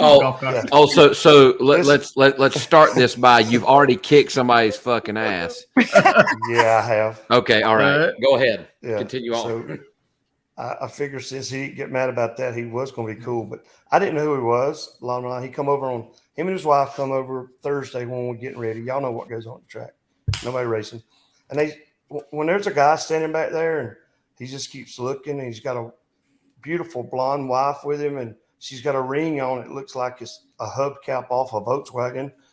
I'm like, I wonder if that's real. So they're back there for about a day, and we're all like, hell, I'll just ask them. And I said, hey, dude, come here. So I got him up over where the car was. You know how we're working. Thursday, There's nothing going on. Things are a mess. I said, is that rigging real? And he didn't want to say much. And then somebody says, when they walked, they couldn't hear what they were saying. Somebody said, man, those jeans she's got on is $500.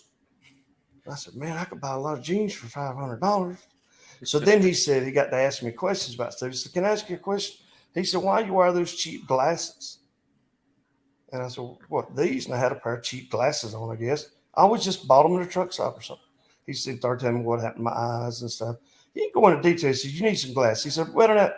He said, I know somebody at Oakley that I can promise you this. I can't promise you a sponsor, but you won't never have to worry about glasses no more. So I got me a sponsorship. I'm all up in there and telling everybody I got this guy's going to get me glasses. He works for Oakley. So Friday he comes by, same story, sort of.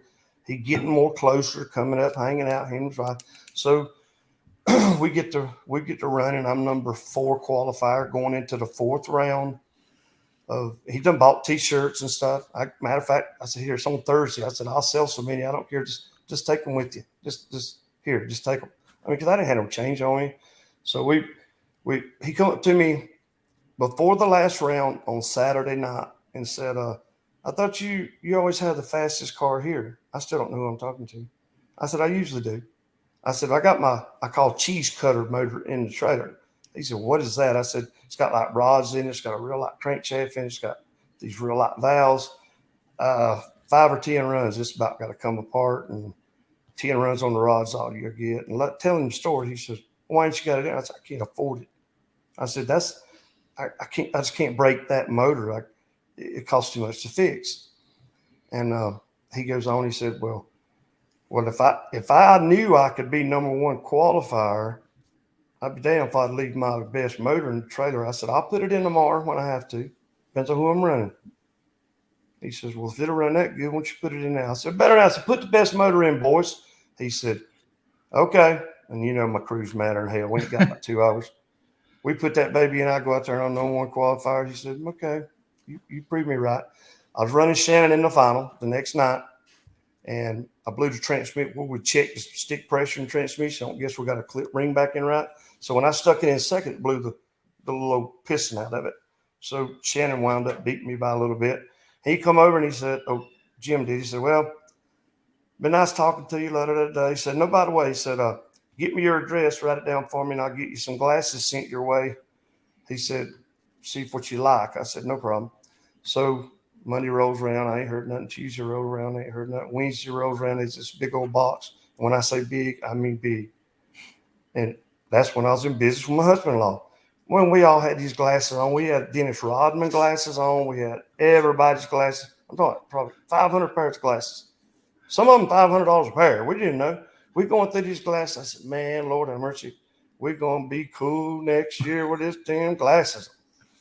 Wasn't just a little while, the phone rings. Somebody said, I was putting the doors together for, I think, Al Billis's car, gluing them together. And I was busy. And I tell him, call me back. And he says, it's that guy. It's the guy about glasses. Whoa, whoa, hell with that door. So I go talk to him. I'm telling him, thank you. He said, let's cut through the case. I don't care about the glasses. He said, I've heard you wanted to go funny car racing. I said, well, that's my dream. I said, man, this is the truth. I'll cut my nut off and pick them and put them on a mantle for somebody for a funny car ride. That's what I told him. He said, be careful. Careful what you ask for, son. You might just get it. So he goes on a little bit more, and he's a no nonsense man. He said, here's the deal. You got a funny car ride. I need you to come out here, be here tomorrow. I'm flying out tomorrow night. So you got to get here and get out of my way, or you can say no, yay. He said, I said, well, how do I know? This just don't sound right. He said, you're the only one can mess it up. I've been watching you for a long time. He said, and you made a statement that your dream was to drive one of these at a race in Atlanta, talking to Bob Fry. He said, and I got wind of it, and you want to drive it. The next day I got home, he had me $500,000 sitting in a checking account, and we went racing. And he kept adding a lot more to it. That's fairy tale. Courtney's wiener hard. Like, I mean, that is the coolest shit. It just shows you that it can happen. It does happen. I have been waiting for it to happen. It can happen. It happened to me the first time the same way, though, bro. I was at Darlington. Me and this boy named Ronnie Barbosa had that first wheelies. And a guy, Doug Brown, on OnSat magazine, he kept coming by, and he said, can I sit in your car, Friday? He's a big guy, way bigger than I am. He sat in my car. He said, Bart, we're in the piss out of me every day. Sit in the car. I said, hey, the door's off the car. If we're not here, just get in. Don't worry about it. You know what to do and what not to do, not tear up. Every time we come back, this monkey's in my car. Every round, he's going to sit in that car. Got done. He said, how much cost to sponsor this car for the rest of the year? I said, I don't have no idea. I said, we'll never get a sponsor probably. I can outrun most of these boys. And I wasn't a hard hitter then. And he said, okay. He said, well, tell me where he's from. Shelby. What's that, hour from me at the most? Yep. Went up there Monday evening. I had a sponsor by about 11 or 12 o'clock.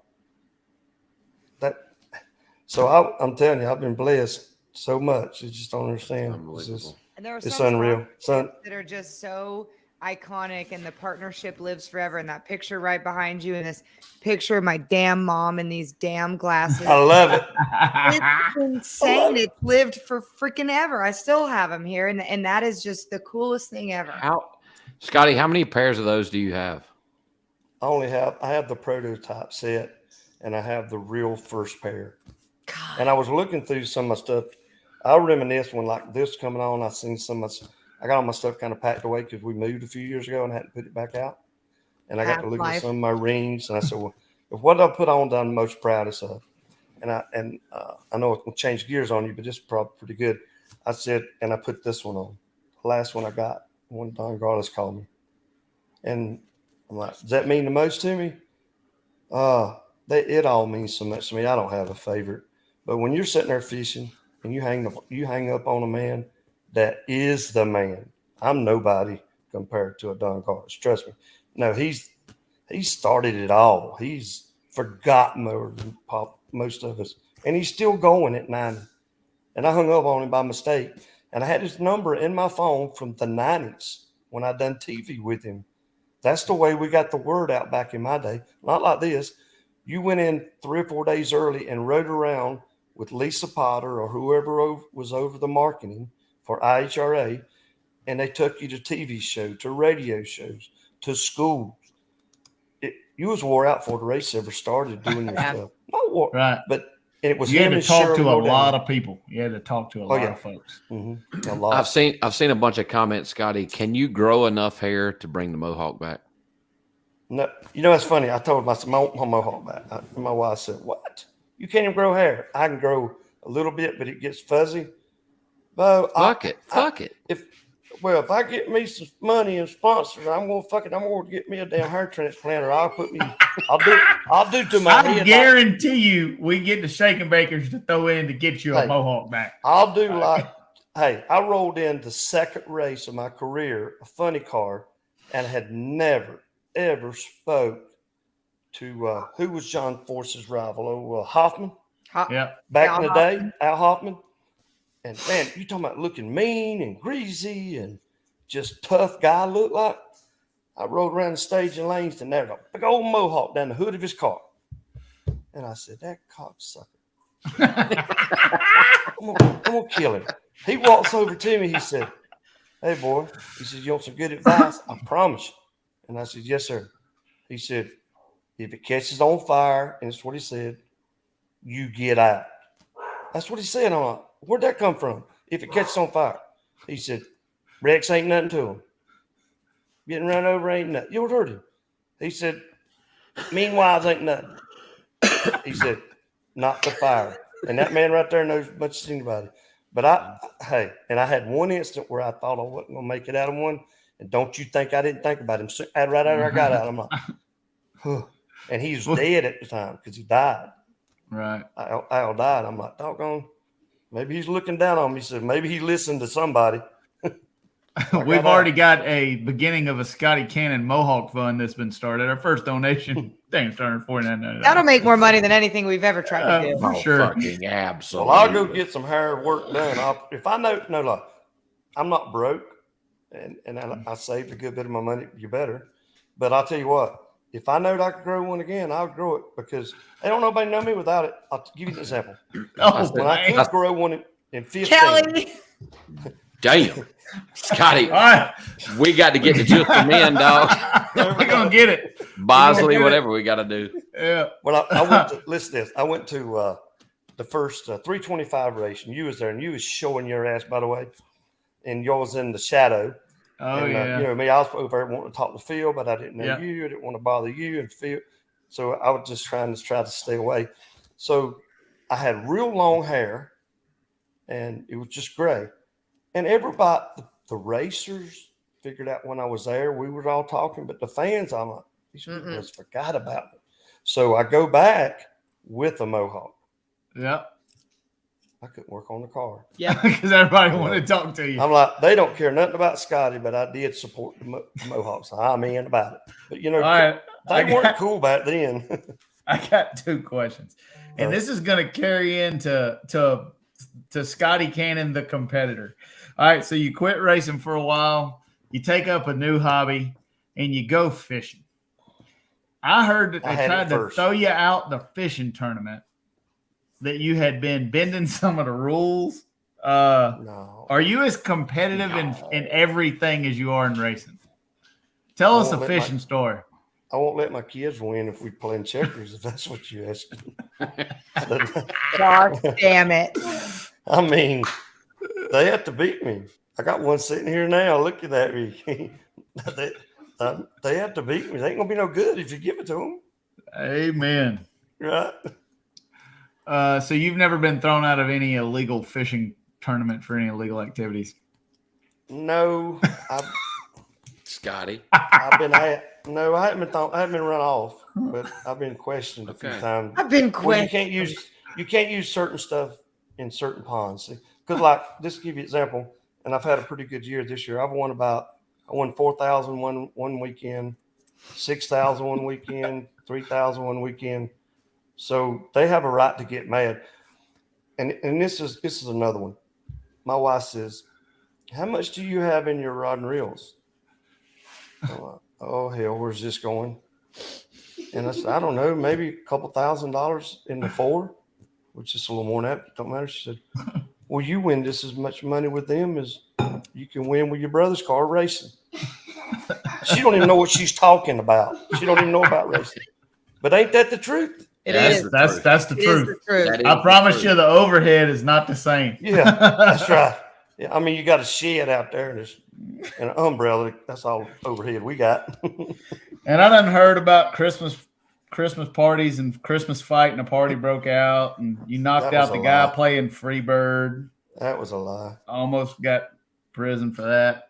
Bobby Bennett he got too good a memory. Well, you're in good company.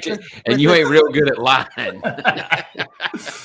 You're in good company with this group because we've got. Hey, we had 3 of us. We got some tempers. We had a Christmas party every year, and we had a sign. I promise you, every year it says, "No fighting. All the drinking you want's free. No fighting. If you want to fight, see the management." Well, they seen management that night, and they got a little action going on. The band happened to know the wrong people. So Freebird wasn't the right song that night. Did you beat up somebody playing Freebird? That's like a national anthem in some places. Well, you don't get on the loudspeaker playing in a guy's shop with a guitar about half drunk and calling names he shouldn't be calling in his own place. There you go, folks. Smart. That's not smart. You heard it here, folks. And we're running out of time. Australia. Let's talk about that. You went to Australia. How impactful was that in your racing career, racing in Australia? To be honest with you, I went at one of my lowest point in times in racing because the rules had been changed on me so much from 91 to I think it was 97 that I finally just put a nitrous motor back in my car. Was it a real good one? Eagle Racing Engines, they like family to me. Oh, they built me all good, nice stuff, and we come right out running fast as Tommy and Shannon and those guys. I just couldn't get in it. I was mentally beat up a little bit. I've been doing it for all these years. Every time I rode in the gate, I was under protest every time, not every other time, every time. And you always had your car tore apart. So you just kind of like, you don't give up. You just say, shit, maybe I'll go play checkers or something, you know? So then when I left to go to Australia, they built my car, which was a Studebaker, and I left my black car here. That's a nice car. It's the worst thing. I just hated that car because I didn't do any good. I finished 7th. That's the year Shannon won. I mean, did I try? Yeah, I tried, but I was behind. But it's the only thing I could afford because I was throwing the rods out at my motors every run just to keep up with them at that point in time. But they made it plain to me, we will never give you anything back. And I know they probably really didn't mean that, but when you tell me that and you give me all these rules, I know where I'm at. I know what my car is doing. We built the whole program. I know what it can stand. My pocketbook can't stand it. I don't have no sponsorship. So I just slowed my whole roll down. And I was basically had another sponsor. And I got a call when I was in Australia, and they said, they didn't. Johnny Rocca, a competitor, said, well, they're going to give us a Hemi and a high helix at 20 over, I think 25 over. Can you run that over? And I said, that is not enough. And he said, why? I said, because I got mine on 62 over here. That's all I could get it to spin. I was in Australia with my Hemi, and it's 62 over. But we never had to run that thing hard. That thing would fly. That thing would run good. So I knew I was on the right track. So, yeah, that's the whole story behind that one there. Go ahead, Double C. So I have to ask because it was so different when you were doing it. Like the internet, all the things, everything's changed. The brand management of these drivers. Two-pronged question. Do you still follow professional drag racing? And if you do, are there any favorites you have? Is there anybody you like seeing? Is there any kind of cool inklings that you see that are reminiscent of the outlaw days of what you did? Or is it just too different for you these days? Well, I can't hardly go to a race unless I'm with somebody. Put it this way. Say y'all racing a national event. Say Stevie is, or say Little Lee or one of those boys, some other friends out there. if I can go and kind of just I won't be in your way, hang out, and I like it because I like that car. I want to work. I want to be with that car. But if I had to sit in the stands and then just eat a hot dog, I'm not a good spectator. Do you also do you follow at home? Do you still follow professional drag racing? A little bit, but not a lot. Not like I never have. I was always in it, and it's like I am now. But well, let me go on the record and say you are absolutely, officially, cordially invited to come hang out with me at the Elite Motorsports Camp and Eric Enders and all the things. You come be my guest. Negative Ghost Rider. If Scotty comes to the NHRA race, he's coming. Y'all's pretty faces ain't gonna win. Scotty's coming to the Pro Mod pits. Yep. Hey, I'll win. I'm prettier than you, Stevie. Hey, yep, definitely. And you tell Erica I said hey because she was married to little Stevie. Remember Stevie? Richie, Richie Stevens. Yeah, Richie. Yeah. I think when they were dating, I don't know if they were together at the time, but he run over when he was driving Pro Stock. He run over my chute and almost turned it over in Oklahoma when he was a kid. Bless his heart. And I was off the chain back then pretty much. He's like, please go. I thought, calm down, son. Calm down. It's all good. He said, oh, I broke your car. You can have my wheelie bar. I said, babe, hold on. Chill out. See, I don't get mad over stuff like that. That's not me. I'll help you fix your car. I'll give you mine. But I'm not that guy. And he's like, oh, he was just so relieved. Me, he was always cool. He's such a nice guy. He's such a cool dude. He is. Scotty, are y'all running that? Are you running your brother's car this weekend? I got to put rods in it, and then we're going to either that race they having up at Maryland or the PDRA race. And while you're on that, hold 1 second. Last week, for everybody to know, just to kind of pull everybody up together, I know we're kind of change gears here. But I have a lot of people calling, what are you doing? What have you been doing? What's this? Well, we started off putting this car together, and my brother's never drove a car with 6 on it. He drove a little 275 car. And he's 56 years old, but he raised kids all his life, and he's been working. He's real athletic. He can pick up on anything. So going into this race, I told him, I said, we've been getting your license. We'll be doing this. I said, but I'm going to have to stand on this thing through the middle. And that's where you kind of having trouble. I make it run a little quicker than 960. It's either the car's getting ahead of you. So I said, I want to have you talk to, some of the other drivers or somebody. So I'm trying to put a little plan together. Who would be good to not, because you can mess a driver up by doing this too. You got to show love, I call it. Mm-hmm. So I called and got some wheels from Lyle's dad. And I'm talking to him about them at the same time. And I said, I just wish you would talk to Bubba. And just so I would feel better as a tuner, because here I am with my brother in the car. If I spin him out, anything can happen. I don't want that to happen. I don't want to get him hurt. It's the main thing. La-da-da-da-da. So he talked to, I don't know if the steering wheel being moved back a couple inches helped him, probably did. But Lyle put I don't know. Somehow or another, we wound up with a different guy in the pit, in the car, it looked like. But that's the way he looked when he drove the other cars. But I never did step it up. I may have kept him too not say scared, but you better be scared when you get in one of these things. Right. I think I kept him too cautious as a brother, and he would have been just fine anyway. But, and another thing, a lot of guys, I have people say, man, you still going to be able to do this, or can you do that, or what you think is going to happen? I said, put it this way. I have figured out now, not 3-4 months ago, I have enough friends, and I didn't even know Lyle back then. And I have enough new acquaintances and friends I've met since January that if I can't make it happen, and like little Lee White comes help me. I helped him back years ago just on minor stuff. I shouldn't even mention it. And he won't tell me no. I call Stevie. He don't owe me one nickel. He gave me a rundown what it's going to cost to run my car. He brought me up to speed, told me, he didn't tell me what to run for a camshaft. I wouldn't have asked him. You could probably ask him, man. I never asked him nothing that was tune-up related. But he come right off, and I'm not trying to be a nut hugger, and I ain't one of those guys. Y'all know that. He come right off the hip and said, I ain't got nothing to hide. He said, they ain't but 2 or 3 things changed, Scotty. And he told me what there was, and it's about the damn gospel. The cars are the same. The motor's the same. And I'm like, well, what's changed? He said, shocks in the track. Yep. To the blowers, like the word for it. Yeah, and torque converter. Yeah. And he did right about that. And another thing, here I am out there the other night, and we burnt the transmission out of this thing on a night run, so we couldn't get a night run in. It just killed it. So I'm looking. Mine had a sprag in it. I don't know nothing about a converter. If you want to talk about clutches, be here a while. I know what a sprag. I know some kind of sprag. Some don't. He said, I was looking. The sprag in a converter felt different than one in a Linko. It ain't real smooth. I said, well, maybe it's bad.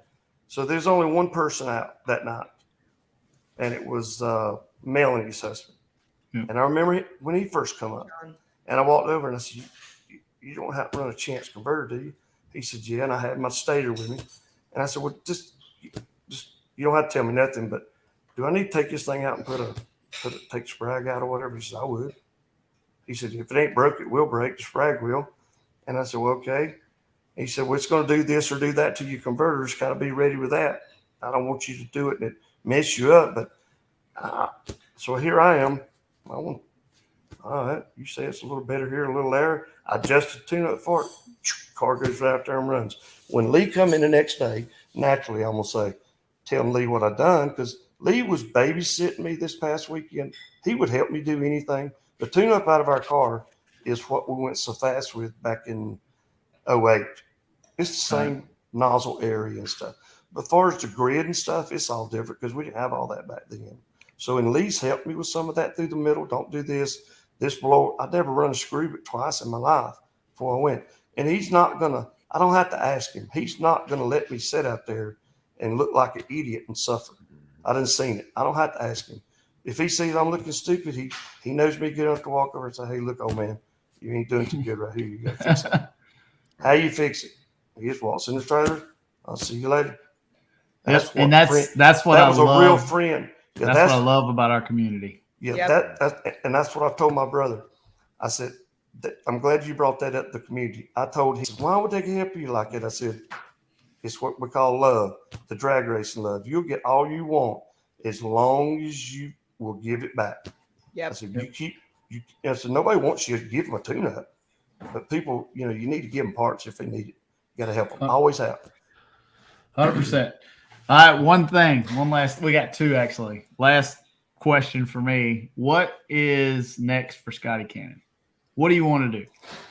Because I know as far as for me, you're welcome to anything I got, and I know a lot of other people feel the same. What's coming up? What's coming up for you? Well,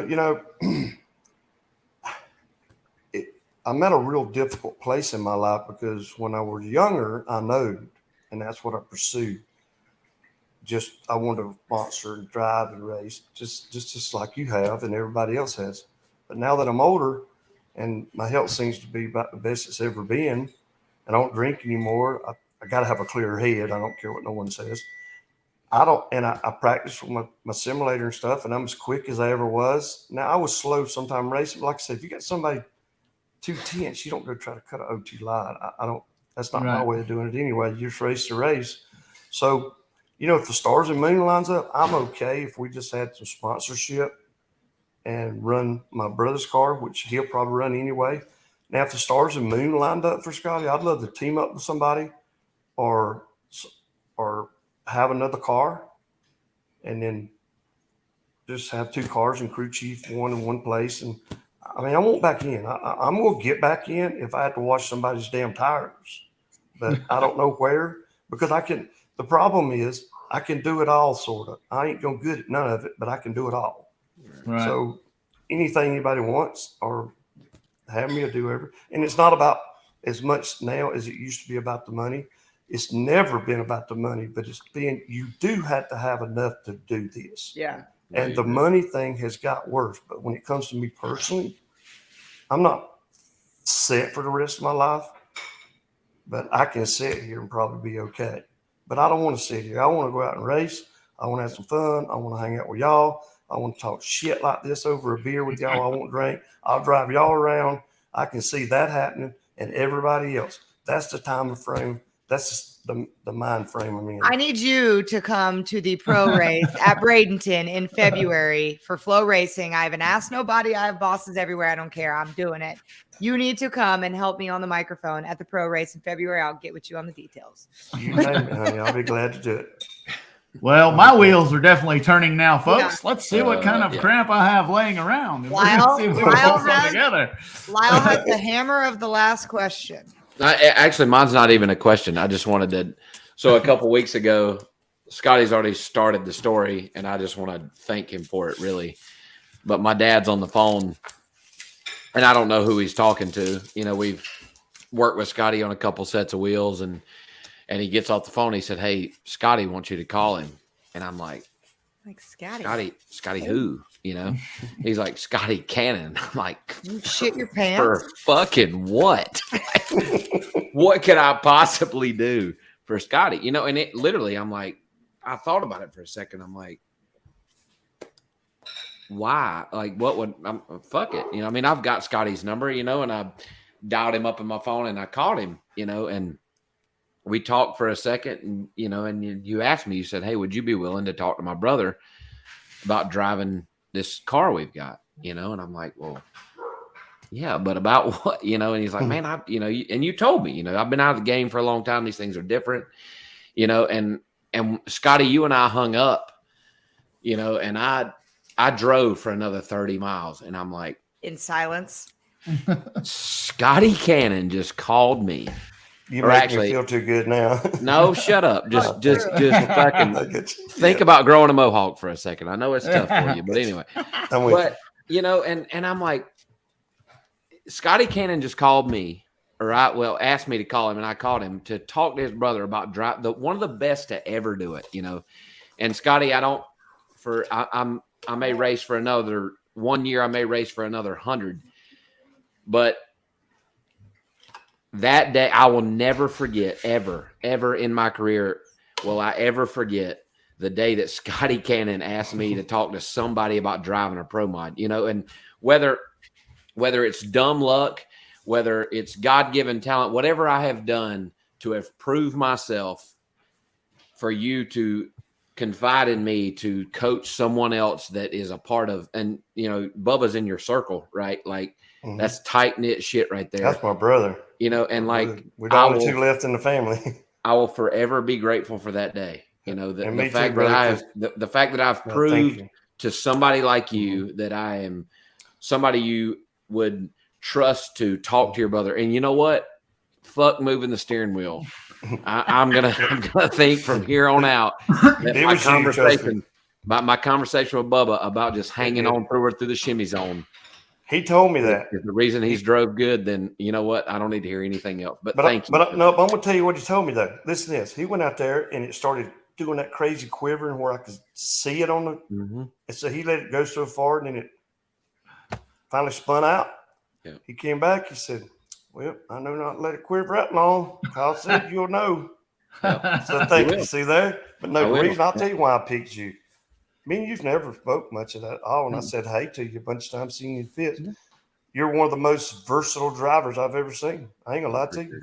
You get in a damn wheelbarrow and make it happen. I mean, this is facts. It's like me kissing your butt. It is what it is.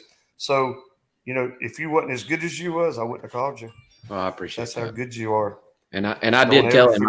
And I told Bubba, I said, "Look, dude, that thing will quiver for a minute." Or I said it'll quiver for a second, but if it quivers for a minute, it's time to step off that thing. That's right. And you know what I liked so much about that was the problem, and one reason we called you is because what would he do when that happened? Right. That's when you know, a lot of people say, "I can leave real good. He's the best driver." Well, you can all leave good if you just put your mind to it. The guy that can keep that car from wrecking and not looking like an idiot and overdriving it and pedaling it, especially when you don't have to. Oh, yeah. That's a good driver to me. Well, he lifted. You must have told him when you quit, you're done. He said you told him you ain't gonna catch nobody. You can't pedal them. Right. Not anymore. You know, that's right. And Stevie told me from Jump Street, you know, and I listened to him, and I listened to a bunch of other drivers. In these pro modified cars, you drive them, especially for the first 300 feet, with the fucking ass on your body. If you cannot drive them with your ass cheeks and the bottom of your legs, you'll never be able to drive one ever. Nope. They'll tell you when they're going to get bad before they ever get bad. And I told Bubba that. I said, dude, you got to feel it in your thighs. And you'll know, like they all give you the quiver, and some of them tickle you smooth through your sphincter right to the base of your nutsack, and you know Sphincter. good That's and the first damn time well. we've ever said sphincter on this show. Yeah, you've heard it now. But I'm right. But Steve, You're I'll right. tell you, they'll Well, I'll start tell you, tickling you back there, and they'll go right to the base of your nutsack, and you'll know that they're going to just go boom right to the finish line. Is that what Erica means when she says she feels it in her But ass? if it starts clapping that's your what butt I cheeks call it. together, it's time to get out. Yeah, you Well, start slapping he the told- cheeks together. It's time to get He out. started telling me something you told him. I said, well, wait a minute. I said, no, I feel it in my eyes. I said, I think that's what he means. I said, he must have feelings other places, but it means the same thing. It does, yeah. All right, Scotty, I got one more question for Ask you. It's question. what everybody wants to know. I'm not going to let Lyle ask it because he sabotaged our last guest. I want to know, does the man, Mr. Pro Mod himself, Scotty Cannon, eat and love fajitas or not? Love what now? Fajitas. Flaming Fajitas. hot, sizzling. Do you like fajitas? Yeah. God. Look Dun, at dun, this. dun, dun. Lyle, although he can't all the drive a meat in car, it. right, hates fajitas. Hey, So, I know I'm Lyle, a lady and everything, but I'm you going to only do want this. one. Hey, one more thing. Hey, I know it's like one of them thank you, but thanks to everybody that's helped me. There's too many people helped me that probably shouldn't have, that I probably was too back in the day. But man, I was like thinking, not just my fans, but the people that like Stevie and like Lyle and the people just close, like little Lee White and Phil. I've called all these people, and first thing Stevie says, if you get enough parts to put this car together, it surprised me because I didn't know parts was that way. But when I hung the phone up next day and started calling people, Jesus Christ, they don't have nothing. I even finally called Stevie back a few weeks later. I said, I need a gear drive. He said, I'll take one out of my motor if I have to, but I'll see if we can find. If you can't find one, but he was. Right. That's how close it comes for us not making it, and we got to drag. It's not no fast car stuff right now, but we got a drag racing school, Scotty Cannon Drag Race. If you look, you can go on my website and see it. A lot of comments on the chat about that. Yeah, and what we're doing a lot there, just a real quick tell everybody what we're doing. Like the people that go out and the kids buy these real fast cars that didn't have when I was coming out, bring them to the racetrack. Let us show your kid how to drive them. If you're going to buy them for them, or even yourself, if you're my age and you go buy one of these C6 Corvettes or one of these big Cudas or whatever, bring it down to the racetrack and let us show you how to drive it so you don't kill yourself or somebody else. Yep. And at the same time, have a good time. Worst thing of the whole deal is you got to listen to my mouth a little bit. But other than that, it's all good. And you're seeing this at all levels, though. It's so easy. Horsepower is $1 away, right? Like you can buy it today. Used to when Scotty Cannon was Pro Mod Racing, you had to build it, right? Like now you can just buy it, man. And it's and when I say we're seeing it at all levels, and I mean from Pro Modified down to the bottom, right? And I think that what you're doing with that has been needed for so long. There are kids out there that dads have very successful businesses and they have now bought hot rods and they take them to the racetrack and don't have a fucking clue, man. Yeah. When I first done it, everybody says, well, there's so many pro mod racers. I said, that's not what this is about. This is about all those times that I should have got killed in my Trans Am on the road. Yep. That I got lucky and didn't have that wreck. Nobody pulled out in front of me and me racing on the road and stuff. Yeah. It's all about teaching them to stay off the road because it's so much more dangerous now. And the car that you're in now that you can buy is faster than my first race car. 100%. That I had my wreck in, my first wreck, at 100 miles per hour, and I was out of work 1 year. That's how bad that car hurt me. Broke my leg. Give me a concussion. It was bad. I've been hit in the back. Yeah, I've been hit in the back at 320 mile an hour in a funny car and race the next day. So it can happen to you in the slowest car. That's 200 miles an hour slower. Mm-hmm. And I made the next round in that car with another car, but I couldn't work for a year. And I worked for my daddy. You going to go to work one way or another. So, that's the reason we're doing this thing. And it's not nothing to go real big. It's just trying to help people. I think a slogan you guys should use there, and I say it all the time, is there are people that drive race cars and there are race car drivers. Yep. And when you leave this place, I want you to be a race car driver because there's a fucking difference. That's a true story, true words never been spoken. Period. But the One of moral of this whole thing is really, and I'm sorry, Scotty, if you don't watch the show and know our deal, Lyle Barnett had a huge L tonight in you saying that you liked fajitas, and we appreciate that. Can I explain? Can I go? You can, but I just wanted to let him know. All right, Scotty. So Here we go. My problem with fajitas is the presentation in the They're Mexican awesome. restaurant. They're tasty. Blah, They're good blah. food. But nobody wants to leave there smelling like a Mexican butthole, right? Like when they bring those things out of the fucking kitchen and they've dumped half a bottle of Aquafina underneath it and it's steaming everywhere, right? Like No one gives a fuck. It tastes good. It don't fucking matter. I ain't eating that shit if when it comes out, it's fucking horseshit. There are people across the street at KFC. Let it be known that are looking through there like, oh, some dumbass ordered fajitas. They brought them out of the fucking kitchen with a half a bag of fucking Pelican ice on the bottom of it to get it to steam. You know, let it be known. Bring the chicharachas out and the fucking pin the tail on the donkey. Let's make a whole deal. You know, let's have a party. You know, Courtney ordered fajitas. Let's make a big deal. No, those things fucking suck. Shut up, Beard. The coolest guy in drag racing, Scotty motherfucking Cannon likes fajitas, so you can sit your bearded ass down. Oh, my side ain't working on you, bro. Scotty, you come to the racetrack with me. I'll have our chef cook up fajitas for you so Lyle don't come. It'll be great. Hey, Lyle, next time if we're doing another one of these, you call me and tell me which way I'm supposed to swing stuff. No, be honest. Do not stand up for Lyle. I can't be well, that'll be part of the gag or something. Look how mad he is, Lyle. We love you. But I mean, Scotty, if you go down to San Felipe, like when they bring them out on the skillet, do you like that? Lyle, give it up, buddy. You lost. Shut up, Lyle. You lost. Used to when I drank, I was drunk. I didn't care. Yeah. Clay Milliken likes fajitas. Scotty Cannon likes fajitas. We're good. Winners like fajitas. Yep. Winners. Scotty, you have been one of our most. I quit the show. If I can be as good as you, especially on the tree, they can have him damn fajitas. It won't help because I crushed Lyle's bitch ass on the tree and I love fajitas. So it ain't gonna help you. Ain't gonna help, does it? Ain't gonna help. Hey, hard on you, brother. They are hard on you. We're hard on each other. We're family here, so that's what brothers do. Right. It's tough when he's that probably ugly. the hardest one, right? Scotty, you've been one of my most awesome guests, man. I really appreciate you coming on. Thank you for taking time to do this, and I would love to have you back on as a regular guest, especially as your journey progresses. I am excited to see where you're at and where you're going, and please reach out if you need some help. You got some good folks around you. You're welcome to anything that I got. Yep. Same here, brother.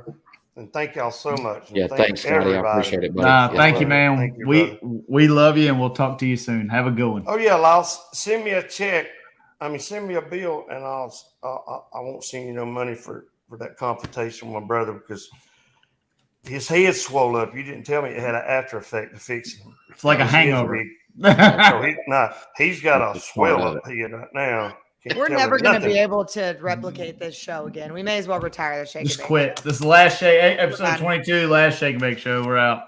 Scotty, thank you, man. We'll talk to you soon. Thanks, everybody. See you, buddy. Wow. I want to just throw my mic down. Like, oh, he's back. See? It's like it's back again. What an awesome guest. How do you top that? We can't. You don't.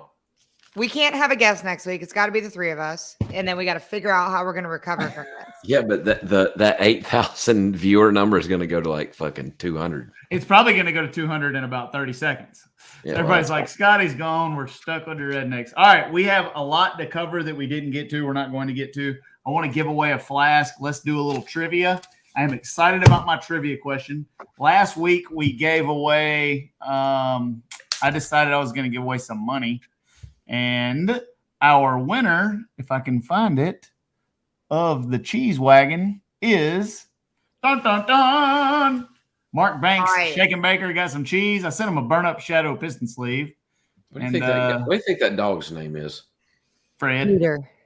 Fred. That shirt's pretty awesome though. Yeah, it's pretty awesome. Clutch lives definitely do matter. All right, here's trivia question. Matt, let me put the answer for this in the deal.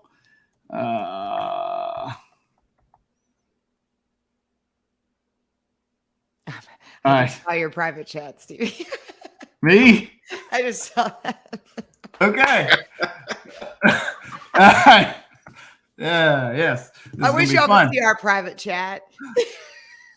Okay. For a serial number shake and bake flask. All right. Scotty Cannon left Pro Modified and started running Nitro Funny Car. Okay. His first runs in a Nitro Funny Car had this sponsor on the side. I forgot I can cheat. So that first answer you gave, that's the correct answer? Yes. Whoa, we're gonna be here a minute. So NHRA, Maple Grove. What's the deal? There's gonna be a lot of the wrong answers. No, Yeah. it is not It ain't Oakley. It's not Onset. It is not McDonald's, Burger King, Torco, Beer Nuts. You ain't eating it. Yeah, we're gonna be here a minute. So what do you want to talk about? Nope. It ain't gonna take long. Yeah, we'll just keep letting that roll. We did not get to it, but I think it is worth mentioning before we close it out that Matt Hartford went through all of the trials and tribulations of race car racing over the weekend and managed to pull it out. I don't give a shit. That shit was impressive. Matt, if you guys didn't watch Matt Hartford's car shut off a couple of rounds and we got one. Bam! There we go. I didn't see it. This is the first one I see. James Lyon, the first time he drove Nitro Funny Car, it had dead presidents on the side of it. Wow. The whole car was wrapped in money, and Jim Gennard said that's what this thing runs on, and that's who sponsors it is money. Didn't want a logo on it, didn't want a brand name on it, and that's how you carry your nuts around in a wheelbarrow. Good job. Send an email with a screenshot of your account to matt@steviefast.com, and he'll get you tightened up. But anyways, Matt Hartford's car shut off twice. He loaded the thing up on a rollback, hauled it somewhere else, did some burnouts, figured out the battery was shorting out, came back and won the damn race. Yeah, he did. That's badass. My sister. I told that fucking bitch, and I'm a few glasses in now, so I do apologize, but I really don't. I said, listen, I'm a fan of all things pro stock. I got to keep it clean for these shows I go on, and I was good to Matt Hartford. I like him. We fist pumped before we ran, and I said, make him eat his words. And we didn't. We didn't. And he won, and it was pretty cool. Sometimes it's your day. It's your day.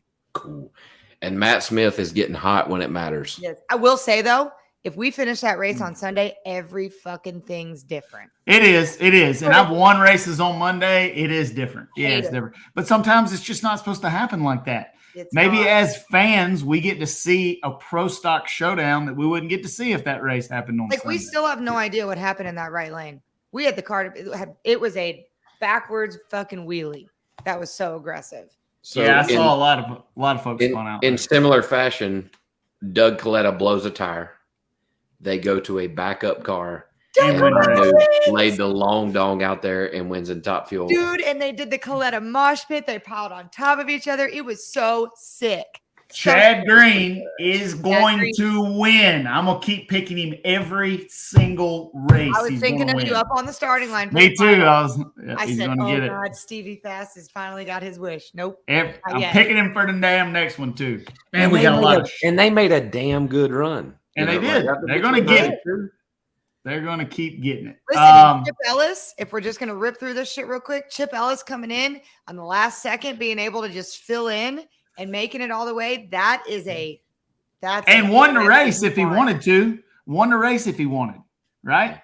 So like you can't take nothing away from him. I know he's there as a blocker, not taking nothing away from him, but if he wanted to, won the race. And everyone on a two-wheel situation that weekend knew when he was there that he was a player instantly. It doesn't matter who he's riding for. It doesn't matter anything. He's a gosh damn player. And a fun fact, one time I caught a 18-pound bass. Maybe not. Maybe it was 13. Doesn't matter. With a Cheeto. An 18-pound bass. Yeah, that was big. I heard it. Shut up. I've had a few glasses. Hang on. Hang on. Can I start over? Doesn't matter how big the bass was. Tim and I ran out of bait and we started putting our Cheetos on the line, and we caught multiple bass with Cheetos on the line, me and Chip Ellis. Let's roll through the guy that showed up with a Vega on an open trailer, sleeping in a tent, no box, and won the million. Legendary. That is Scotty Cannon-ish type of performance right there. And that from stuff that I've read, and I didn't research into this dude, but I looked into him.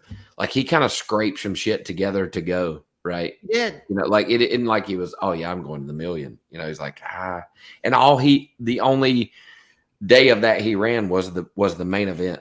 And that dude piled through no box, Vega, open trailer, tent in the pits. Those are the stories that are so cool about those races because like, that shit's tough. Like we talked about the 660, man. You think that's tough? Go win $1 million drag race. Does anybody know how he did? They talked about he left the million and stopped somewhere on Sunday and raced. Does anybody know how he did? I don't finish know. It? Did he win? Probably won that one. Probably. It probably don't make a fuck either way. I wouldn't fucking care. He got like 200. By the time when they split, he still got over 200 grand. Yeah, but those are the cool stories. And I said this even on camera at Flow this weekend that drag racing is it always pans out to be storybook, and the story is almost as cool as what happened on the racetrack. 100%. And that kind of shit is really, really cool. Yeah, it is. Stop for 14,000. Well, I'm sorry we blazed through the last half of that. We're 2 hours and 10 minutes in.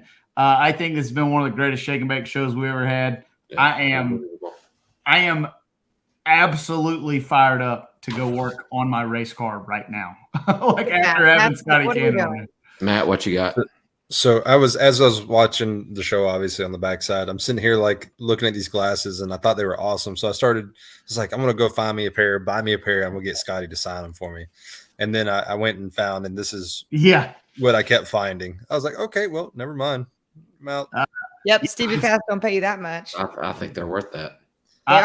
If I get me some money, I'm gonna get me some glasses like that. I'm gonna get me a Pro Mod. Me and Lyle and Scotty are gonna go run it. God, how fucking awesome! God, it would be good. Did your little lady parts tingle when he started saying that stuff about you, Lyle? Yes. Yeah, it did. That's not no lady parts. I don't know if you've seen Lyle's movie trailer today, but men don't do laundry. Some of us have to be our own husband, our own wife, our own shit. You just do it. Fine. Thank you guys for watching. We love you guys. I hate to cut us short. We're already late. I said we weren't going to do these more than 2 hours anymore. Hey, we'll get to a lot of comments. Let's blaze through picks for Charlotte real quick. I'll take Steve Torrance. I will take Tim Wilkerson. I'll take you know what? I'm going to take Erica, and I'm going to take Matt Smith. All right, I'm taking Tony Schumacher, Chad Green,